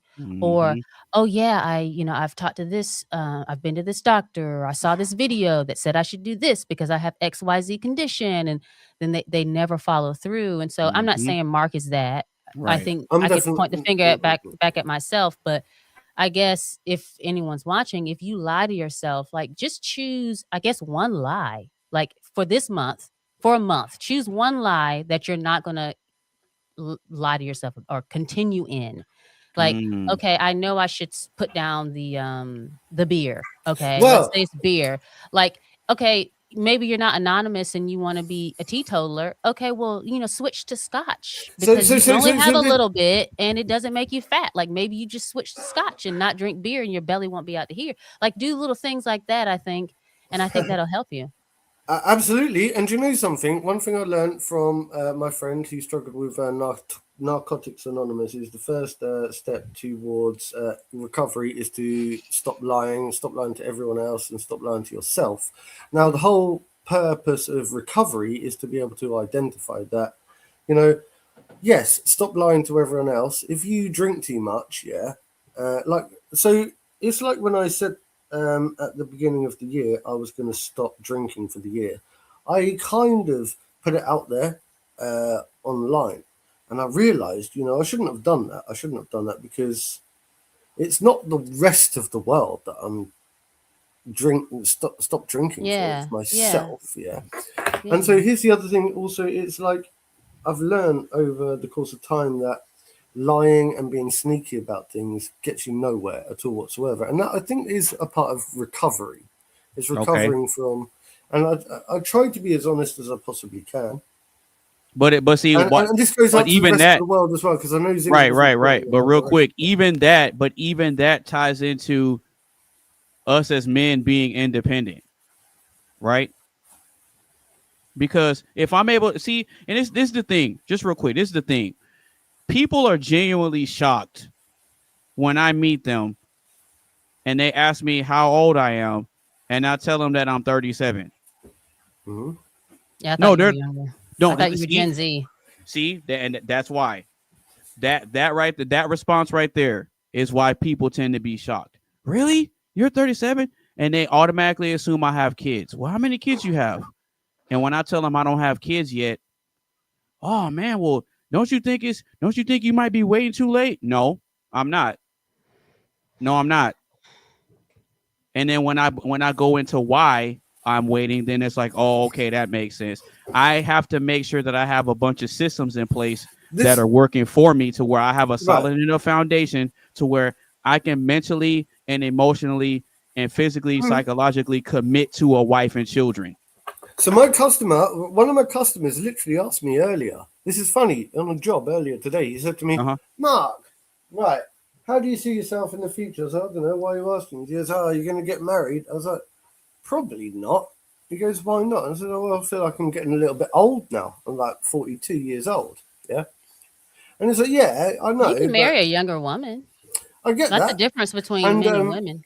And my customer is older than me. He's like 57 or something. So anyway, he's then saying to me, well, Mark, it's never too late, is it? And I was like, you're right.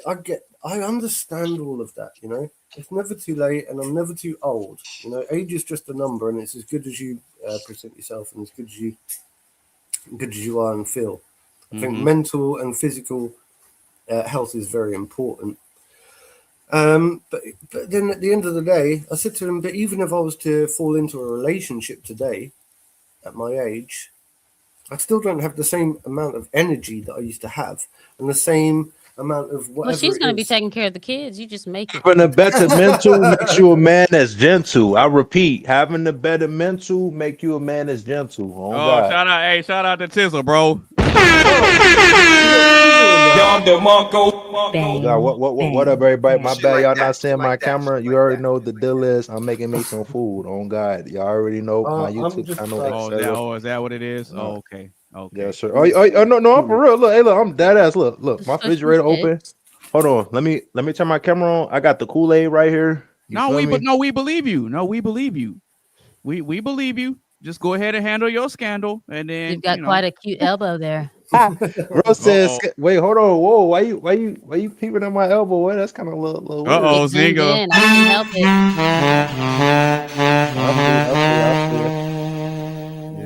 My boy got the old school jazz phone up there. What they talking about? No, Shit, you know how what's everybody funny? do it though? No, what's funny is that this sound in the beat I played earlier is actually from an anime show. Wait, really? Yeah, it's actually from an anime show. But And none of I y'all thought are gonna be able to guess what it's from. I thought it was from The Simpsons. I ain't gonna lie to you. I thought it was from Lisa. Homer's daughter. Yeah. Lisa. Nah. It's from an anime show. Okay. Yeah, that's some There's next that, level. there's that Yes, other elbow. Yeah, Showing us some. both sides. Uh-oh, here we go. Yeah, my bad. I'm not trying to flex my elbow. I'm just trying to feel what to eat.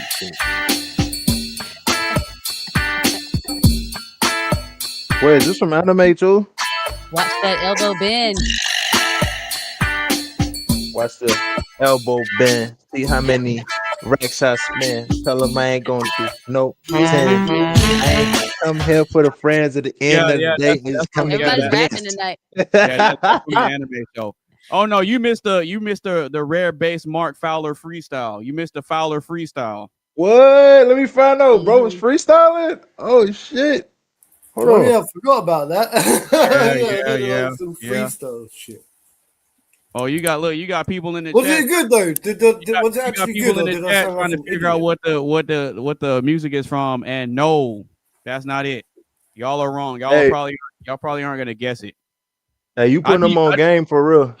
I'd be extremely impressed if somebody figured out what that's from. I really don't Really know. impressed. I'd be super impressed. Dragon Ball Z. Nope. What?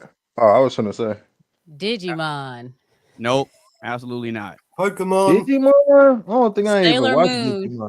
Nope. Something else, man. Y'all aren't gonna. I'm telling you, y'all aren't gonna guess it. I don't Y'all know are not any gonna of guess what it's from. Bro said y'all ain't gonna know Oh, this shit. Shinomoto.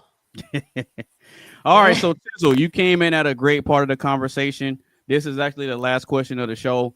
The question is, can two highly independent people truly build a partnership? What you got on that, bro? Oh, if they independent? Yeah, can two highly independent people truly build a partnership?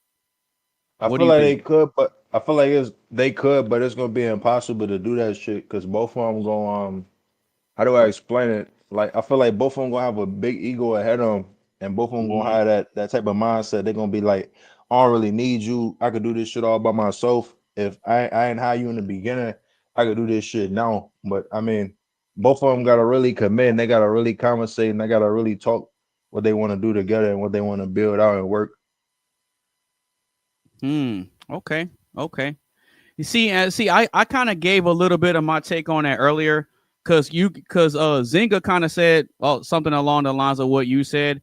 But see, I kind of look at it slightly different. I think that it can work depending on what it is they're independent in, right? Oh yeah, I said it could work.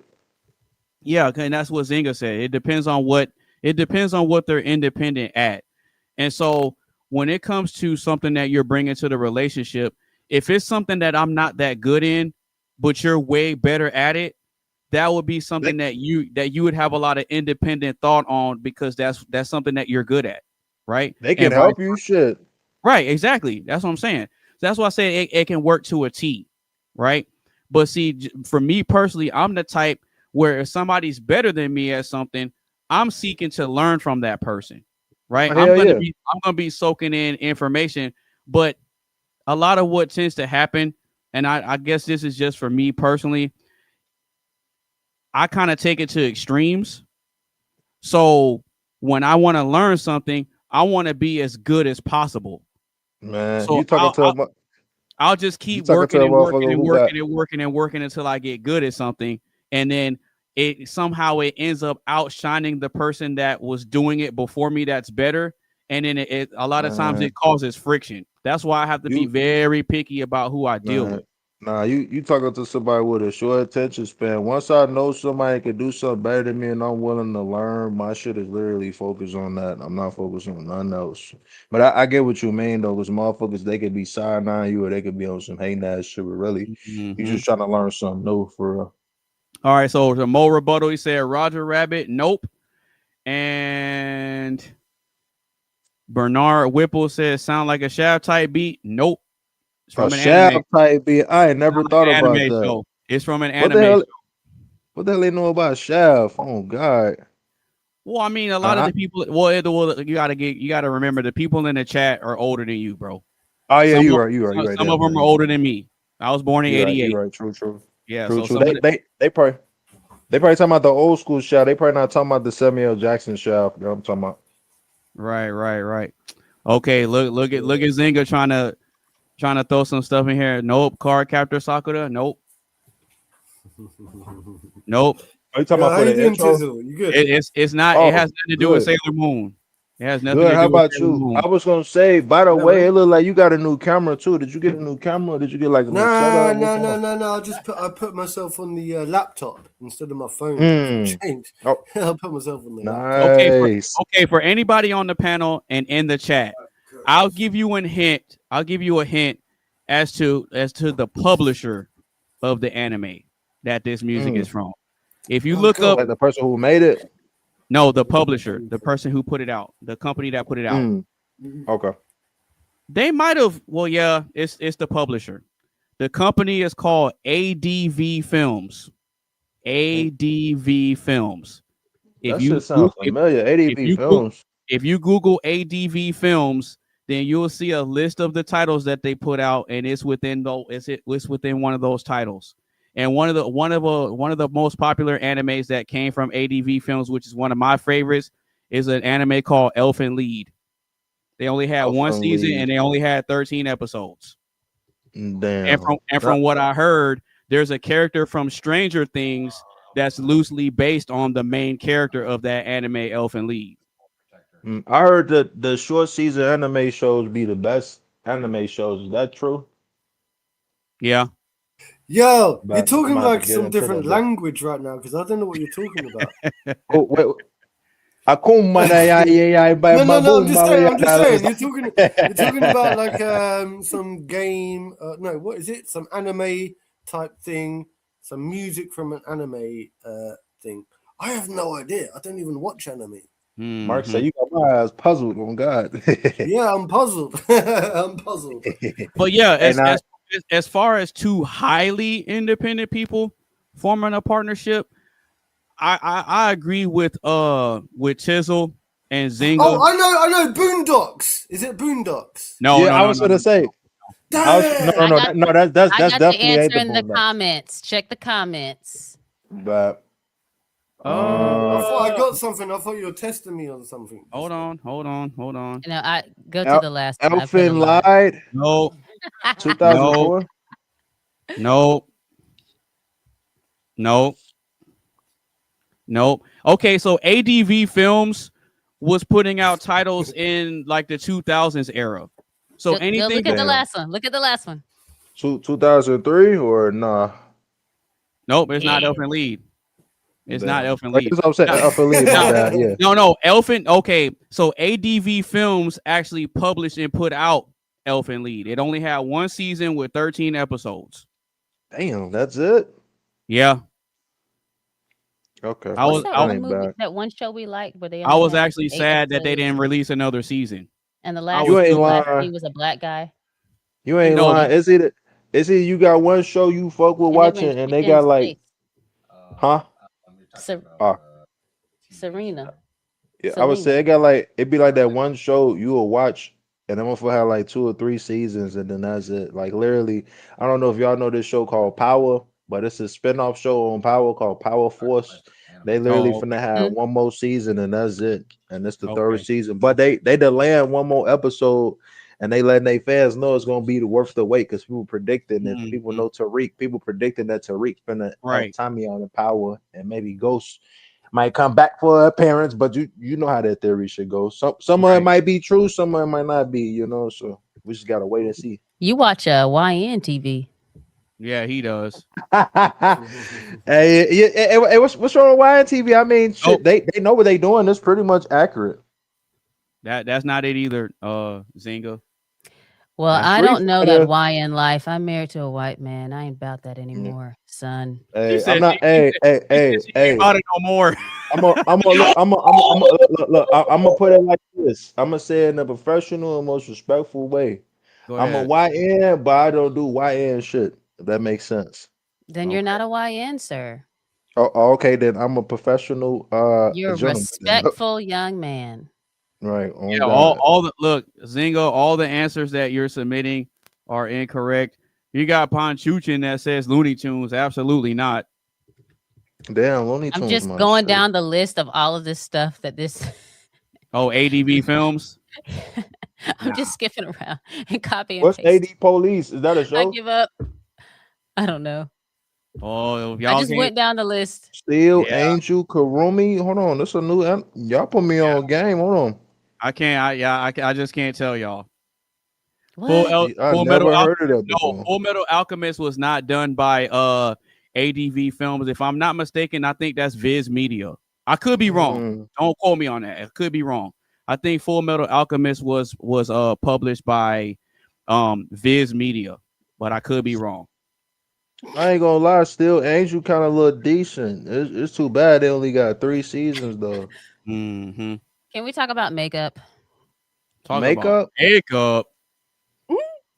Makeup. Oh my God, bro. Us the man. Hell no, man. What the fuck, man? Get your ass on, man. Get your goddamn. It's the male version for us when it come to makeup. If you're talking about makeup, you ain't What'd gonna you never say? hear. I said realistically, haircuts is the male version of makeup to us. If I'm being correct, really. like you Not said, not really. really. What? Why you said No. that? Oh, it is Because- that what he just said is true. No. Yes, Because getting a haircut is a form of hygiene and grooming. Makeup is it not. is. But have you seen where they have these techniques where they can hide like balding spots and different blemishes and stuff? A haircut and a beard trim Well- can change the way a man looks. Like he'll go from a 3 to No, a you're right. 7 No, you're so right. fast No, in a you're matter right. of an hour. Right. No, you're right, but that's grooming and hygiene.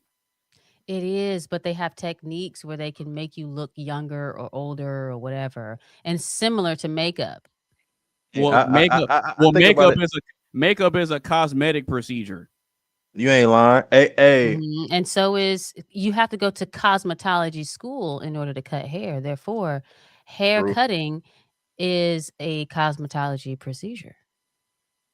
Not really, because cosmetology is specifically hair. Now, Yeah. if you So now you just said now- you just proved me wrong. Proved me No. right. No, because if No, I'm getting a uh-huh. haircut, I'm just trimming the hair that naturally grows from me. Now, if a man goes to get some sort of hair transplant, or if you're getting weave put on, that's something external that No, you're I'm not adding talking on. about that. toupee. No. I'm not talking about that. I'm talking about there are tricks and stuff that barbers can do to make men look younger, older, Black Lagoon, nope. et cetera. Hey, I ain't gonna lie. I ain't never heard of that shit. Put me on game or something, cause damn, That's we got a because you're barber. young and spry. Nah, it's not. It's not. It's not just not. It's not just because I'm young and I'm spry. It's just because I don't get hurt or I don't see this shit on a daily basis. Or Are you balding? Huh? But You're not balding. The hold reason why on. you don't know is because you're not balding. Tizzle's Hell no. actually I'm growing my hair out. I mean, my hair a little Exactly. bit. You don't Yeah. need to know these techniques. Nah. You got enough hair for like 3 people. Okay, Samurai Shampoo, that's not it. But Ooh, Samurai Shampoo is Samurai. very Sound good, underrated. too. It's very underrated. Is he R.I.P. close? R.I.P. to Noon Jobbies for doing the theme song. I'm gonna go. R.I.P. to Noon Jobbies. Legendary artist. Oh, this Samurai Shampoo. This bitch only got 1 season. No, Samurai Shampoo has like a cult-like following. Damn. Yeah. Well, I love Samurai the pumpkin scissors. I don't know about anybody else, but The I grew up what? on that. But Pumpkin yeah, scissors. so as far as what Chisel and Zingo were saying about the highly independent people, I think it works to a degree, because like what Chisel and Zinga were saying earlier is that their conflicts can arise when, and I think it happens more on the female side. If the woman thinks she knows too much, then she adopts this mindset of, well, you can't tell me what to do. Exactly. Also, You can't tell me what to do. You can't tell me what to do. I don't need you. Da da da da da. Whereas on the you ain't got the answer, Sway. right, exactly. Whereas on the male side, we're supposed to be independent already. I'll give you an example. You don't want to go on a date with a man and you're having to tell him how to be a man. Like, we're supposed to just know already, right? Right. But on the flip side, we'll be okay if a woman doesn't have it all the way right. I was going to say that's crazy how they say we're supposed to know it, but they don't ever got their shit right. Right. We're okay with kind of guiding her along and showing her the ropes of how we want things, because again, they're supposed to be the follower. We're supposed to be the leader. They're supposed to be the follower. So I would argue that more so a man's independence, a man being highly independent, is necessary for the relationship to work. Whereas a highly independent female, it's not gonna work out as much. Which is why when we reacted to the video earlier, old girl, older than Zinga, because Leslie Jones is like 60. That's her name. Yeah, I couldn't remember. Yeah, Leslie Jones. Let me guess. It was a controversial video. No, it was just a super independent woman complaining about these men are telling me this and that, and you need to do that. Like how she was talking. It's those typical ones. Wow, imagine. Yeah. I want them to bring in like, they've got to be at least this and that. I feel like a woman like Leslie Jones should be so humble on a date and so sweet and kind and kind of like Athena, like she's just like, she might be able to win I someone make the like me best over. Mexican oxtails of your life. Like she should be using everything she's got to lure a man, right? She's just like, hey, Tizzle, I'm successful, so yeah, Tizzle, you missed What it up? earlier, man.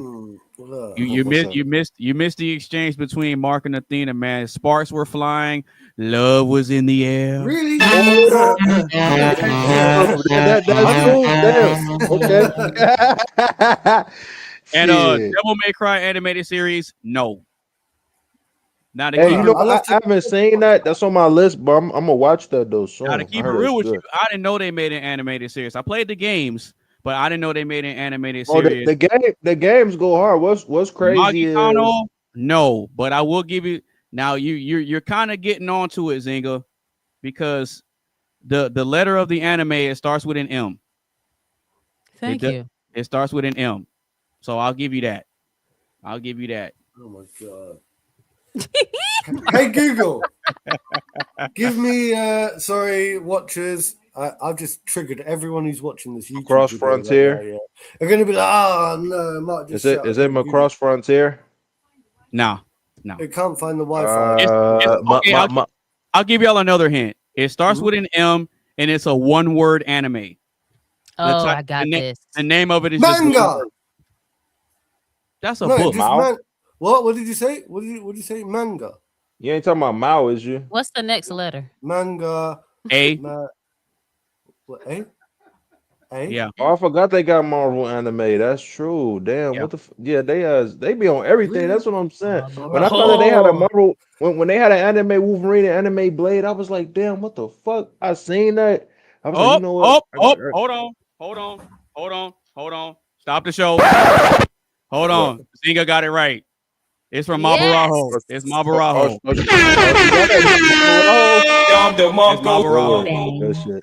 Babe, I just want $1,000 from Anonymous Babe. Yep, it's from For Mabarajo. choosing the correct anime. Yep.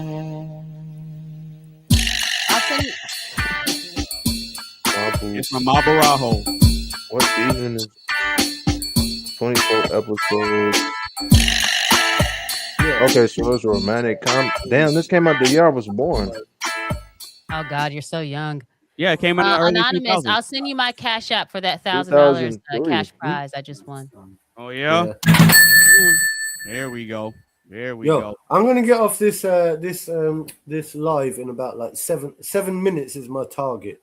Because Oh, it'll look, take me look, to look at you trying. 2 o'clock Look at you AM. trying to have the same timeline as Athena.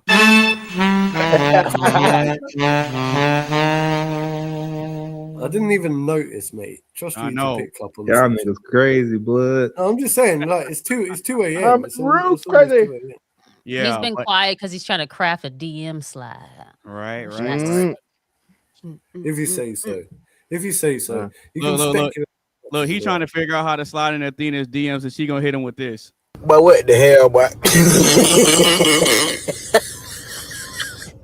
Oh crap! It's Wow. like, it's gonna be how like do I that one slide- man.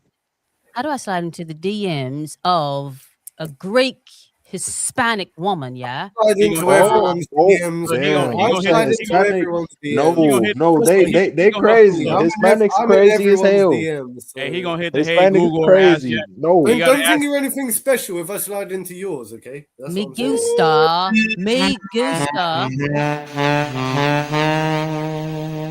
Okay, Me gusta Zinga. mucho. Me Me gusta mucho. gusta, yeah. Tú eres So muy Zinga. bueno. Yeah. Okay, so Bueno, Zinga. bueno. Yeah. Now that you got you Bonito, were able to get bonito. the anime right, but Eres más pastor tío unos bragues which de azúcar. character No, I shouldn't say that. does this music play for? Oh, that's a silly thing to say, but that's that's a an good insult. question. Her name Is starts with a letter called okay. See, the problem is I'm looking at the characters, but it's Japanese names, and I don't know which one's masculine or feminine. But I'm gonna go with Yuna, Nope, that's the one with the pink hair. Nope, Rin, nope, that's the one with the purple hair. Kariko. Kuriko Kaze Tsubaki. Yep, that's her. Yep, that's Rico her. The Karosubaki. dub actor's name is Tiffany Grant. Yep. So guess what? You learned something new today. Yeah, so I'll give you guys a brief synopsis of that anime. So there wasn't that many seasons of it. Basically, it's this anime about these high school kids, and they're born with this ability to use magic, right? But they're born with a certain amount of times that they can use the magic, and once they use it all up, they die. Right. So Wait, say that again. okay, so Mabaraho is this anime about these high school kids that have this ability to use magic and do different types of tricks. But right, the kicker Yeah, is but there's that lots of spin-offs of this type of stuff. isn't right, there? right. It's Hold just on, like hold a on, hold Dungeons on. and Wait, Dragons hold on, type. hold on, hold type on, thing or hold on, hold something. on. So what's the kicker? The kicker is they're born with a certain amount of times that they can use the magic, and once they use it, once they use their magic up, they die. Like drop what the dead, or fuck? do they Hold have on. time So- to say so they- goodbye? So they got limited powers. That's fucked up. They can use Yeah, magic, but they have a number of how many times they can use it man, before they So die. do they I drop be that dead, type- or do they die like over time? Like, is it like cancer, or is it like No, you just no, drop dead? no. They drop die, dead. and their spirit is still there. Yeah, whoever gave me that power, I'd be like, huh, you can hide it. Oh, Yeah, Like, what's you ain't causing worth them it, to dog. die? So Right. what is it like? So with that what? being said, this is the kicker. So the anime is centered around a main character called Kazuki Shikimori. That's the boy.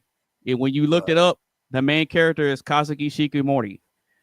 He can Kazugushigi hold on. He got a cold name. That's kind of cold. Right. Kazugushigi Right. That's kind So of here's tough. the thing. Here's the thing.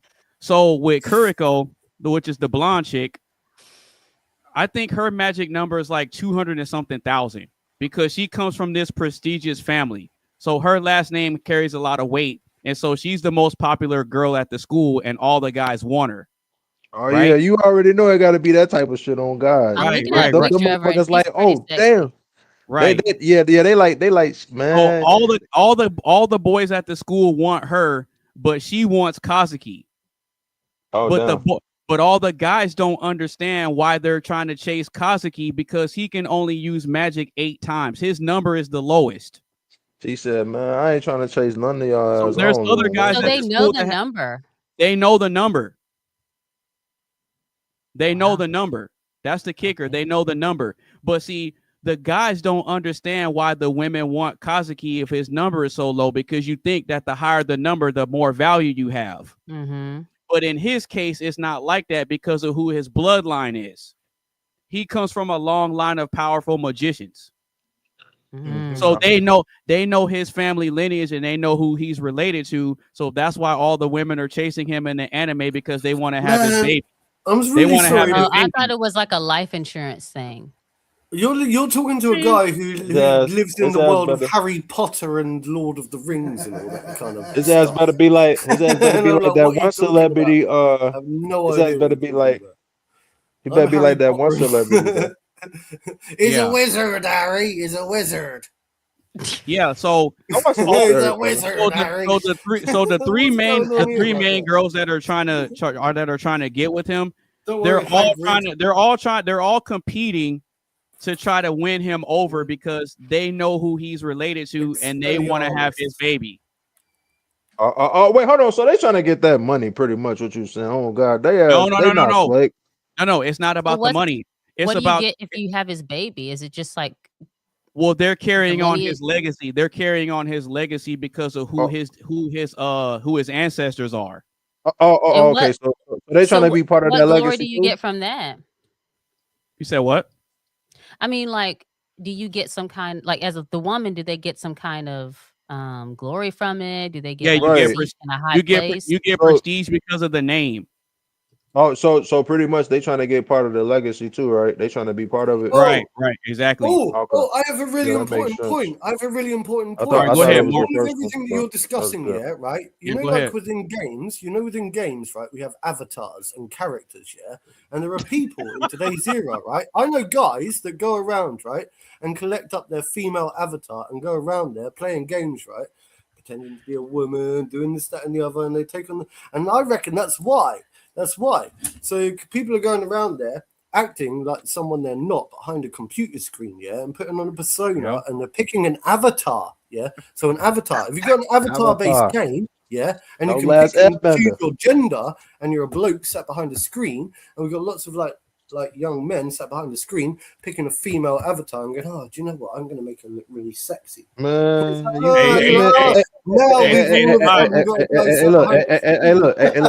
said that, but he absolutely right though. He ain't never just capped. I be playing Marvel Rivals. If you know, you know. If anybody know Rogue, are you a woman on that game? Me, yes, I have no problem with it. But I be switching it up. Are you a sexy woman, or are you like a butch lesbian? Oh no! In the game, like, man, how do I explain it? Like, she got cake. Like Gambit, you know what's funny? Doing. This is okay. Damn, what a bigger ass! I know we're getting off subject, Anonymous, but this is so funny because you know when you have the Transformers, right? Yeah. Especially the men, they're always like Jessica Rabbit looking. They try to be like Jessica Rabbit looking. It's over exaggerated. It's over exaggerated. It's like women don't really look like that. And then when men are like, oh, I want to make a sexy character on a game, that they know women don't actually look like that. And straight men really don't care that much. You know what I mean? Like, they're not like, your boobs have to be exactly the same. If one is a little bit smaller than the other, then I don't like you anymore. Like, men aren't like that, right? Anime size, face size. But if they're doing a game or something, it's anime size. So that further tells you that these Transformer dudes are really, really sick in the head because they're like, I want to be Jessica Rabbit. I don't want to be like a normal woman. Right. You know What the hell is Jessica Rabbit? From Roger Rabbit. Who framed Roger Rabbit? Son, you're so young. I'm playing a basketball game. Show him 3-on-3 basketball. All right, real quick, Scott is in the chat and he's roasting Mark. He says, I can see Mark being the groundskeeper at Hogwarts. It's fine. I take But what that the hell, boy? Can I share my screen so I can show this go ahead. youngster what Jessica Rabbit looks like? Yeah. Go ahead. I'll put it up. The thing. Are you finna show your screen? That's Jessica Rabbit. Oh, you talking about her? Roger Rabbit, yeah, Jessica Rabbit. They need to make her a skin in Fortnite. I bet you people go fiend to get the skin too. Oh, I bet you it already is one. I will I be bet one it of them. already I ain't is gonna one. cap. Well, no, that's a really You good didn't take me point. for a man that likes white women. That's a really good Hey, point. I like every race, not just white. You feel me? Like Zinga, it's equal opportunity. right, exactly. Equality in this Equal motherfucker. opportunity. Yep, equal opportunity. I like it. Yeah. I, It's I ain't equal never opportunity. just date white race. I dated somebody Well, my race. It didn't go well. well, it's mainly because of it's a mindset thing. And I can Mm-hmm. understand exactly where Chisel's coming from because a lot of the black and this is a problem that I see with the black population. I'm not gonna say a community because I don't think we really have a community anymore. When it comes to the black population, all the black women that have the same mindset that Zinga has, they're already taken. Yeah. They've been scooped up already. True. So I can't buy into the notion that certain types of black women don't exist. They exist. It's just someone saw their value and got them. And I can't be mad at that. Can't be mad at it. I can Well, only be happy Zinga. because I can only be happy because I'm looking at it like, okay, someone else gets that and that's a happy man. I know it's a happy man. I know for a fact that man's gonna be happy. So I can't be mad at that.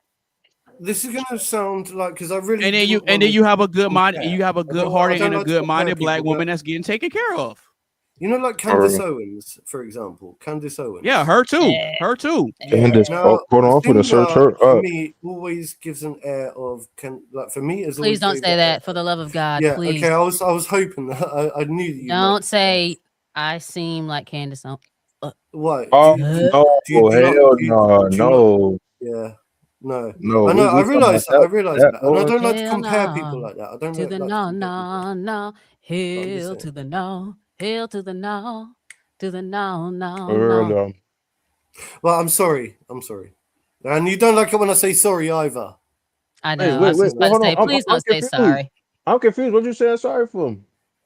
See? Well, because for Tiz was like, what? comparing her, I shouldn't have compared her really. You didn't know. But what the hell, boy? But I'm I'm crying. just saying. Anyway, let's move on from that. Y'all Don't niggas crazy. Stop dude. it. Stop it, Mark. Stop it. I'm not You don't- offended. Yeah, you don't need to be apologizing, Mark. Y'all niggas crazy, blood. I just got the air of like. Hey, Well, that be the homeboy in the background. You be chilling. You be talking about motherfuckers accurate as hell. No, I actually Crazy as hell. I actually got that soundbite from a live stream of somebody else that I subscribe to. I just so happened to be watching the playback and he said that. I'm like, oh, I gotta clip that. Really? That's funny. Because he caught me. Like, look. Anyway, That's pretty funny. I'm going. Hey in a y'all, minute. I'm gonna have to roll out myself. Oh yeah. No transformers. Y'all Yeah, niggas crazy, blood. I want to stop in for at least a little bit. I know I missed Yeah. a bunch of it, but I had my daughter had her 3rd birthday, and so we were at like a pizza place, and she was so excited. She got to open presents. She actually understands what's going on, so it was really, really cute. And so anyway, that's why I wasn't on as early as usual. Well, shout out to your daughter and happy belated birthday to her, man. Look, Shit like that. Shit we like on that. the panel wish you and Scott and your family nothing but the best, nothing but peace, blessings, and all that good jazz. We actually like seeing good, healthy families and successful relationships that remain intact, have shared values, goals, and principles. And y'all are always welcome here. And I wish nothing but the best for you and your household. And Happy New Year to y'all. Thank you. You guys are great. And once again, I appreciate you for having me up with Marte too. Oh yeah, that video actually did really well. I was afraid it wouldn't, but it did good. People liked it. So Wait, that's Marty was awesome. up here? No, it was on Anonymous jumped on a stream my husband and I were doing, and people tuned in. It was good. Yeah, we gotta do some more. We gotta do more of that. Oh yeah, absolutely. See, and what I like about it, and this is kind of the conversation that Mark and I were having earlier, is that anybody that I have on my platform, I want to eventually see them transition into doing their own shows, so that way I can hop around and be a panelist on you guys' shows. And that's what Mark and I were talking about earlier. Because like with Mark, I see a whole lot of potential in you, brother. And I think and I think that you have something to you as far as like your story is concerned and how you were raised and the type of background you have. I think that with you being on the opposite side of the pond as us, I think that you really have a strong light within you that's destined to shine. And I think that a lot of people can benefit from hearing you speak, bro. That's what I see. I mean, I got 4 eyes for a reason, and I can see that. Well, thank you very much. I appreciate that a lot. I'm not going to say nothing on that. But thank I you. see y'all next week. Okay, cool. Yeah, Mark, take care, Zinga. Take care, Zinga. Take care, Zinga. Love you. Mark, if you cry, I'm gonna cry. Don't cry. I'm not gonna cry. Okay. All right. Well, we got to give you a proper farewell, Zinga. All right, you take it easy.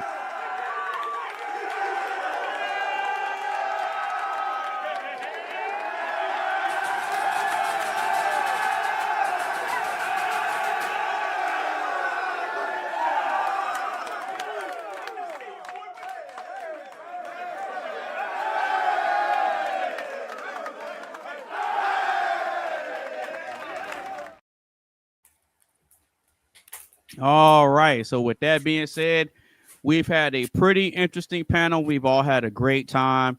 I want to give a big shout out to Tizzle for pulling up. Even though you came in on the tail end of the conversation, you still were able to pull up. That's all good, bro. You were still able to pull up and contribute something to the conversation. I want to give a big shout out to Mark Fowler for continuing to show up. Even though 9 times out of 10, he's like, I would say like 100 times out of 100, he's always the first one here.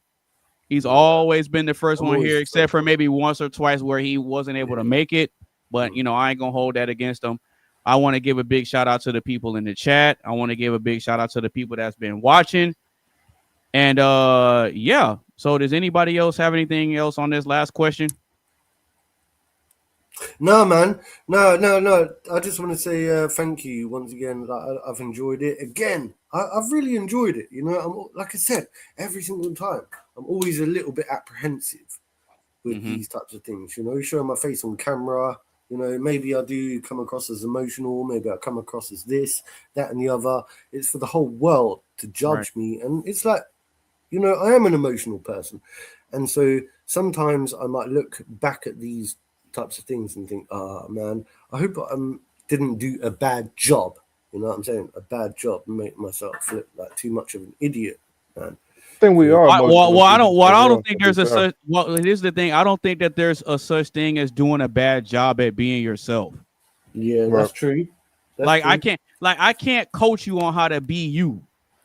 No, that's true. I can give you tools that you can implement in your life to help you be a better you. But you being you, that's on you. I think this is the point. I turn up to these things and I wear my heart on my sleeve. So instead of trying to be a fake person and trying to pretend to be like a celebrity or someone else, I think I do wear my heart on my sleeve, which is great. Anyway, and Tizzle, I wish you were here a little bit earlier because you're always legendary in this place. But anyway, I'm gonna switch off, man. It's getting really late. I got nothing. Yeah, my bad. I didn't try to pull up. No, you good. We about to go ahead and wrap up the show now. So with that being said, I'm gonna go ahead and introduce next week's topic real quick, so that way y'all can see. And next week's topic is going to be rules of modern dating, masculine and feminine polarity. So we're going to be diving into, traits and attributes on the masculine side and traits and attributes on the feminine side. And then we're going to be discussing different ideas of how we could all work together, because ultimately what I want to see for us as a human race is I want to see us be able to work together despite our differences and figure out the best ways to continue living life. So that's going to be next week's show. We're going to be going live around 4 p.m. Central Standard Time. Make sure y'all tune in next week.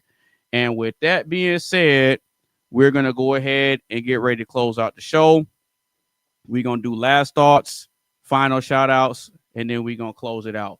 So with that being said, Mark, final thoughts. How was the show for you, man? Did you hate it? Did you love it? How was the show for you, brother?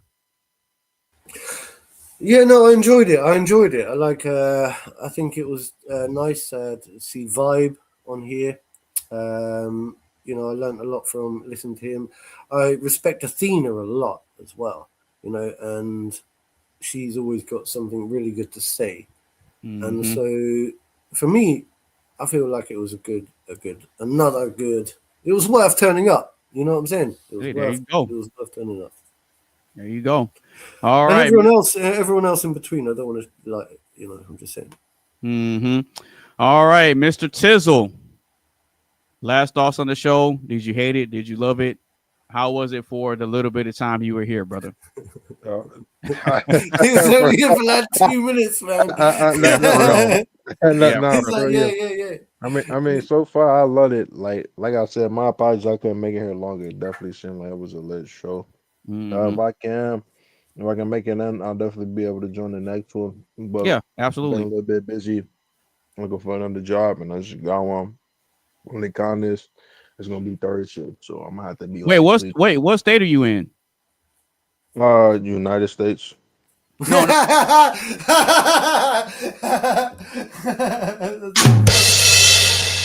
But what the hell, boy? Oh, crap. Y'all niggas crazy, blood. I'm saying which state, brother? You don't got to say the city and all that. I'm just asking what state are you in? Oh, Illinois. Oh, okay. No, the reason I'm saying that, the reason I asked you that is because if you were like in Texas or somewhere, then I'd be able to refer you to some places to try to get you some work because I'm in Texas. I'm all the way down. Oh yeah, man. I wish I was in Texas for real. What's crazy, I never traveled for real. Oh, okay. Well, you'll Tizzle. You'll That's the eventually get to funniest that thing point. I've ever heard in my life, man. Yeah, this man What coming in state with are the you joke.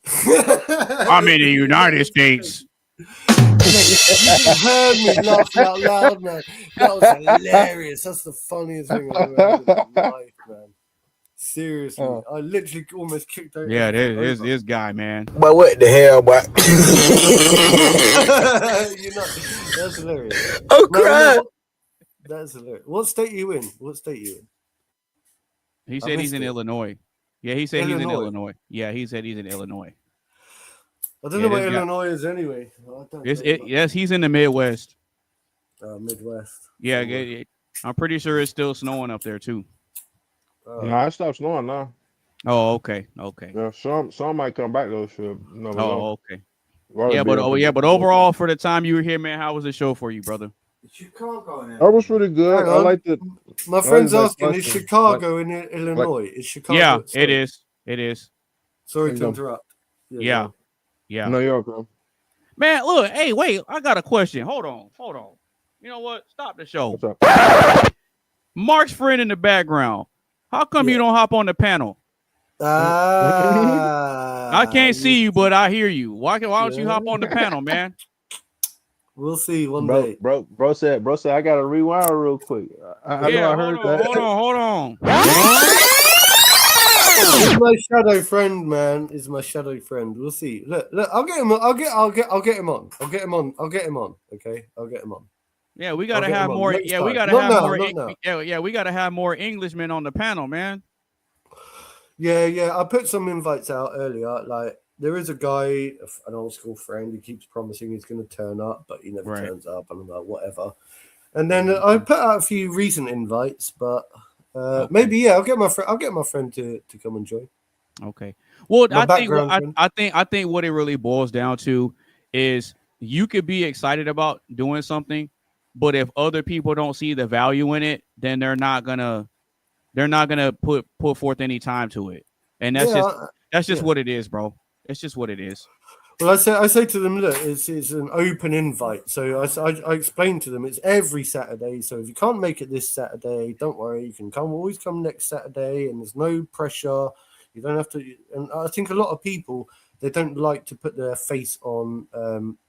They're not used to it. They're not used to getting themselves Right. up on social media and having like doing what we do. They're not used to it. So it's all they need to do is just do it once or twice or a couple of times, and then all of a sudden, Right. As it really is, yeah. And plus, you know, being on the panel, at least being on my channel, it's chill. We having a good time. We cracking jokes. We having some conversation, and you know, it's a way for us to kind of relax a little bit. It's mix in with a little bit of jokes, entertainment. We got some therapy sessions going on. I gave Mark a pep talk earlier.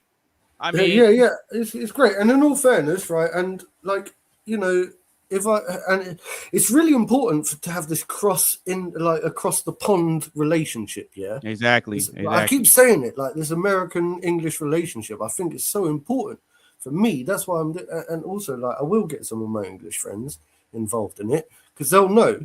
Like once they've seen me once or twice, and I tell them like this is actually good. We got some good people in America that actually like some of them like us, some of them don't like us.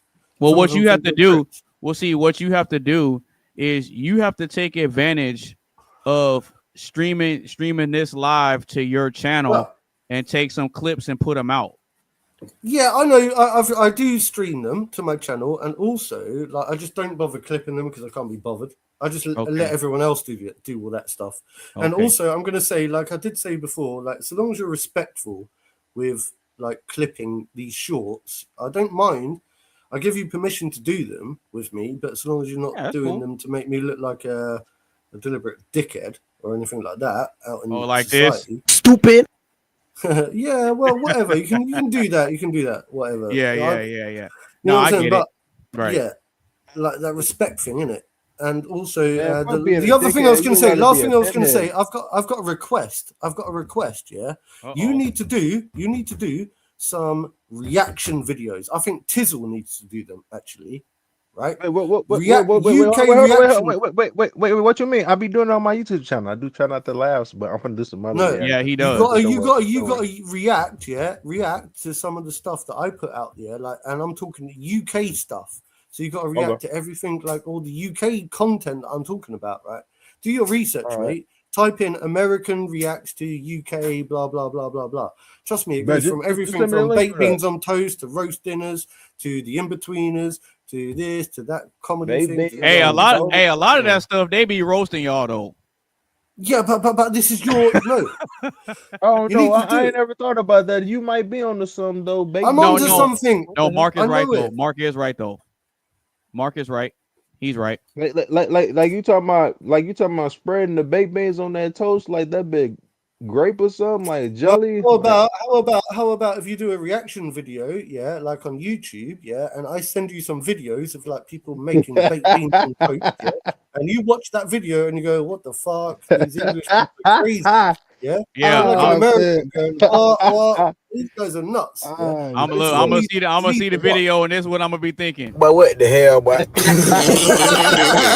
See, we're already laughing here. We're already laughing. See, I already know. And then you can like all that kind of stuff, react to all the stuff that I send. Yeah, I hit him Just with do one a of these. reaction. Y'all niggas crazy, blood. Trust me, I've been thinking about it in the back of my mind for a long time. I've been working this in the back of my mind. No, you know what? Yeah, that's definitely something that I'll have to incorporate into my channel because I think what it'll do is it'll kind of get into the UK algorithm. Look at me not even saying it right. It'll get into the UK algorithm, and then before you know it, we're gonna be taking over. There you go. Exactly. Yeah. Before you know it, we're gonna be taking over. All right. So now that we got the final thoughts out of the way, let's go ahead and give final shout outs. If y'all want to promote anything, give any sort of shout outs or whatever, and then we're going to go ahead and close it out. So, Mark, where can the people find you, brother? You got any upcoming things you working on? What's going on? So I feel like I've been promoting myself literally for the last God knows how long, right? But subtly on the side.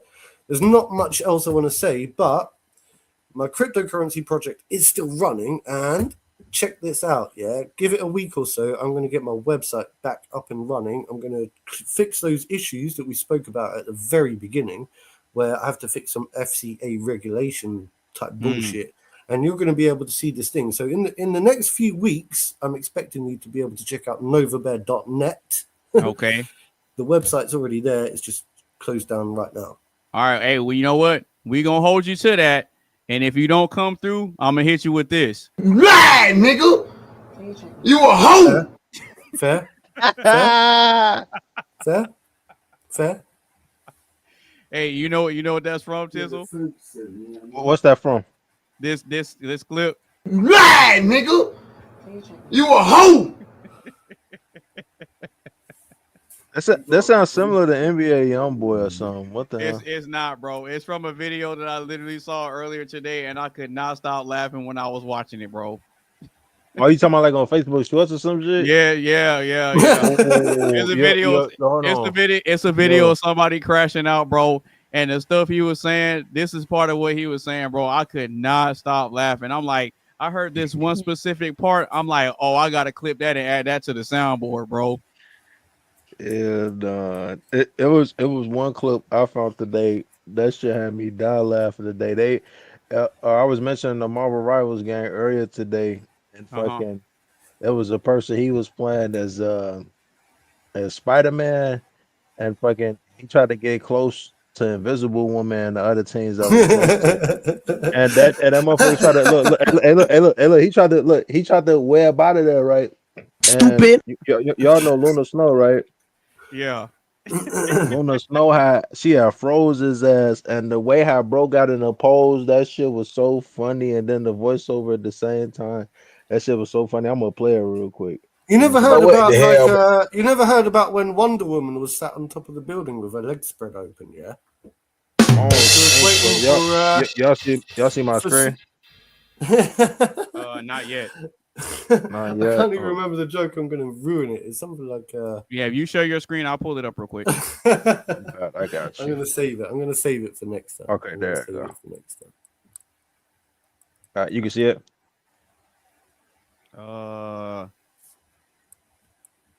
Yeah. Matt. Is it playing? Well, your thing is loading.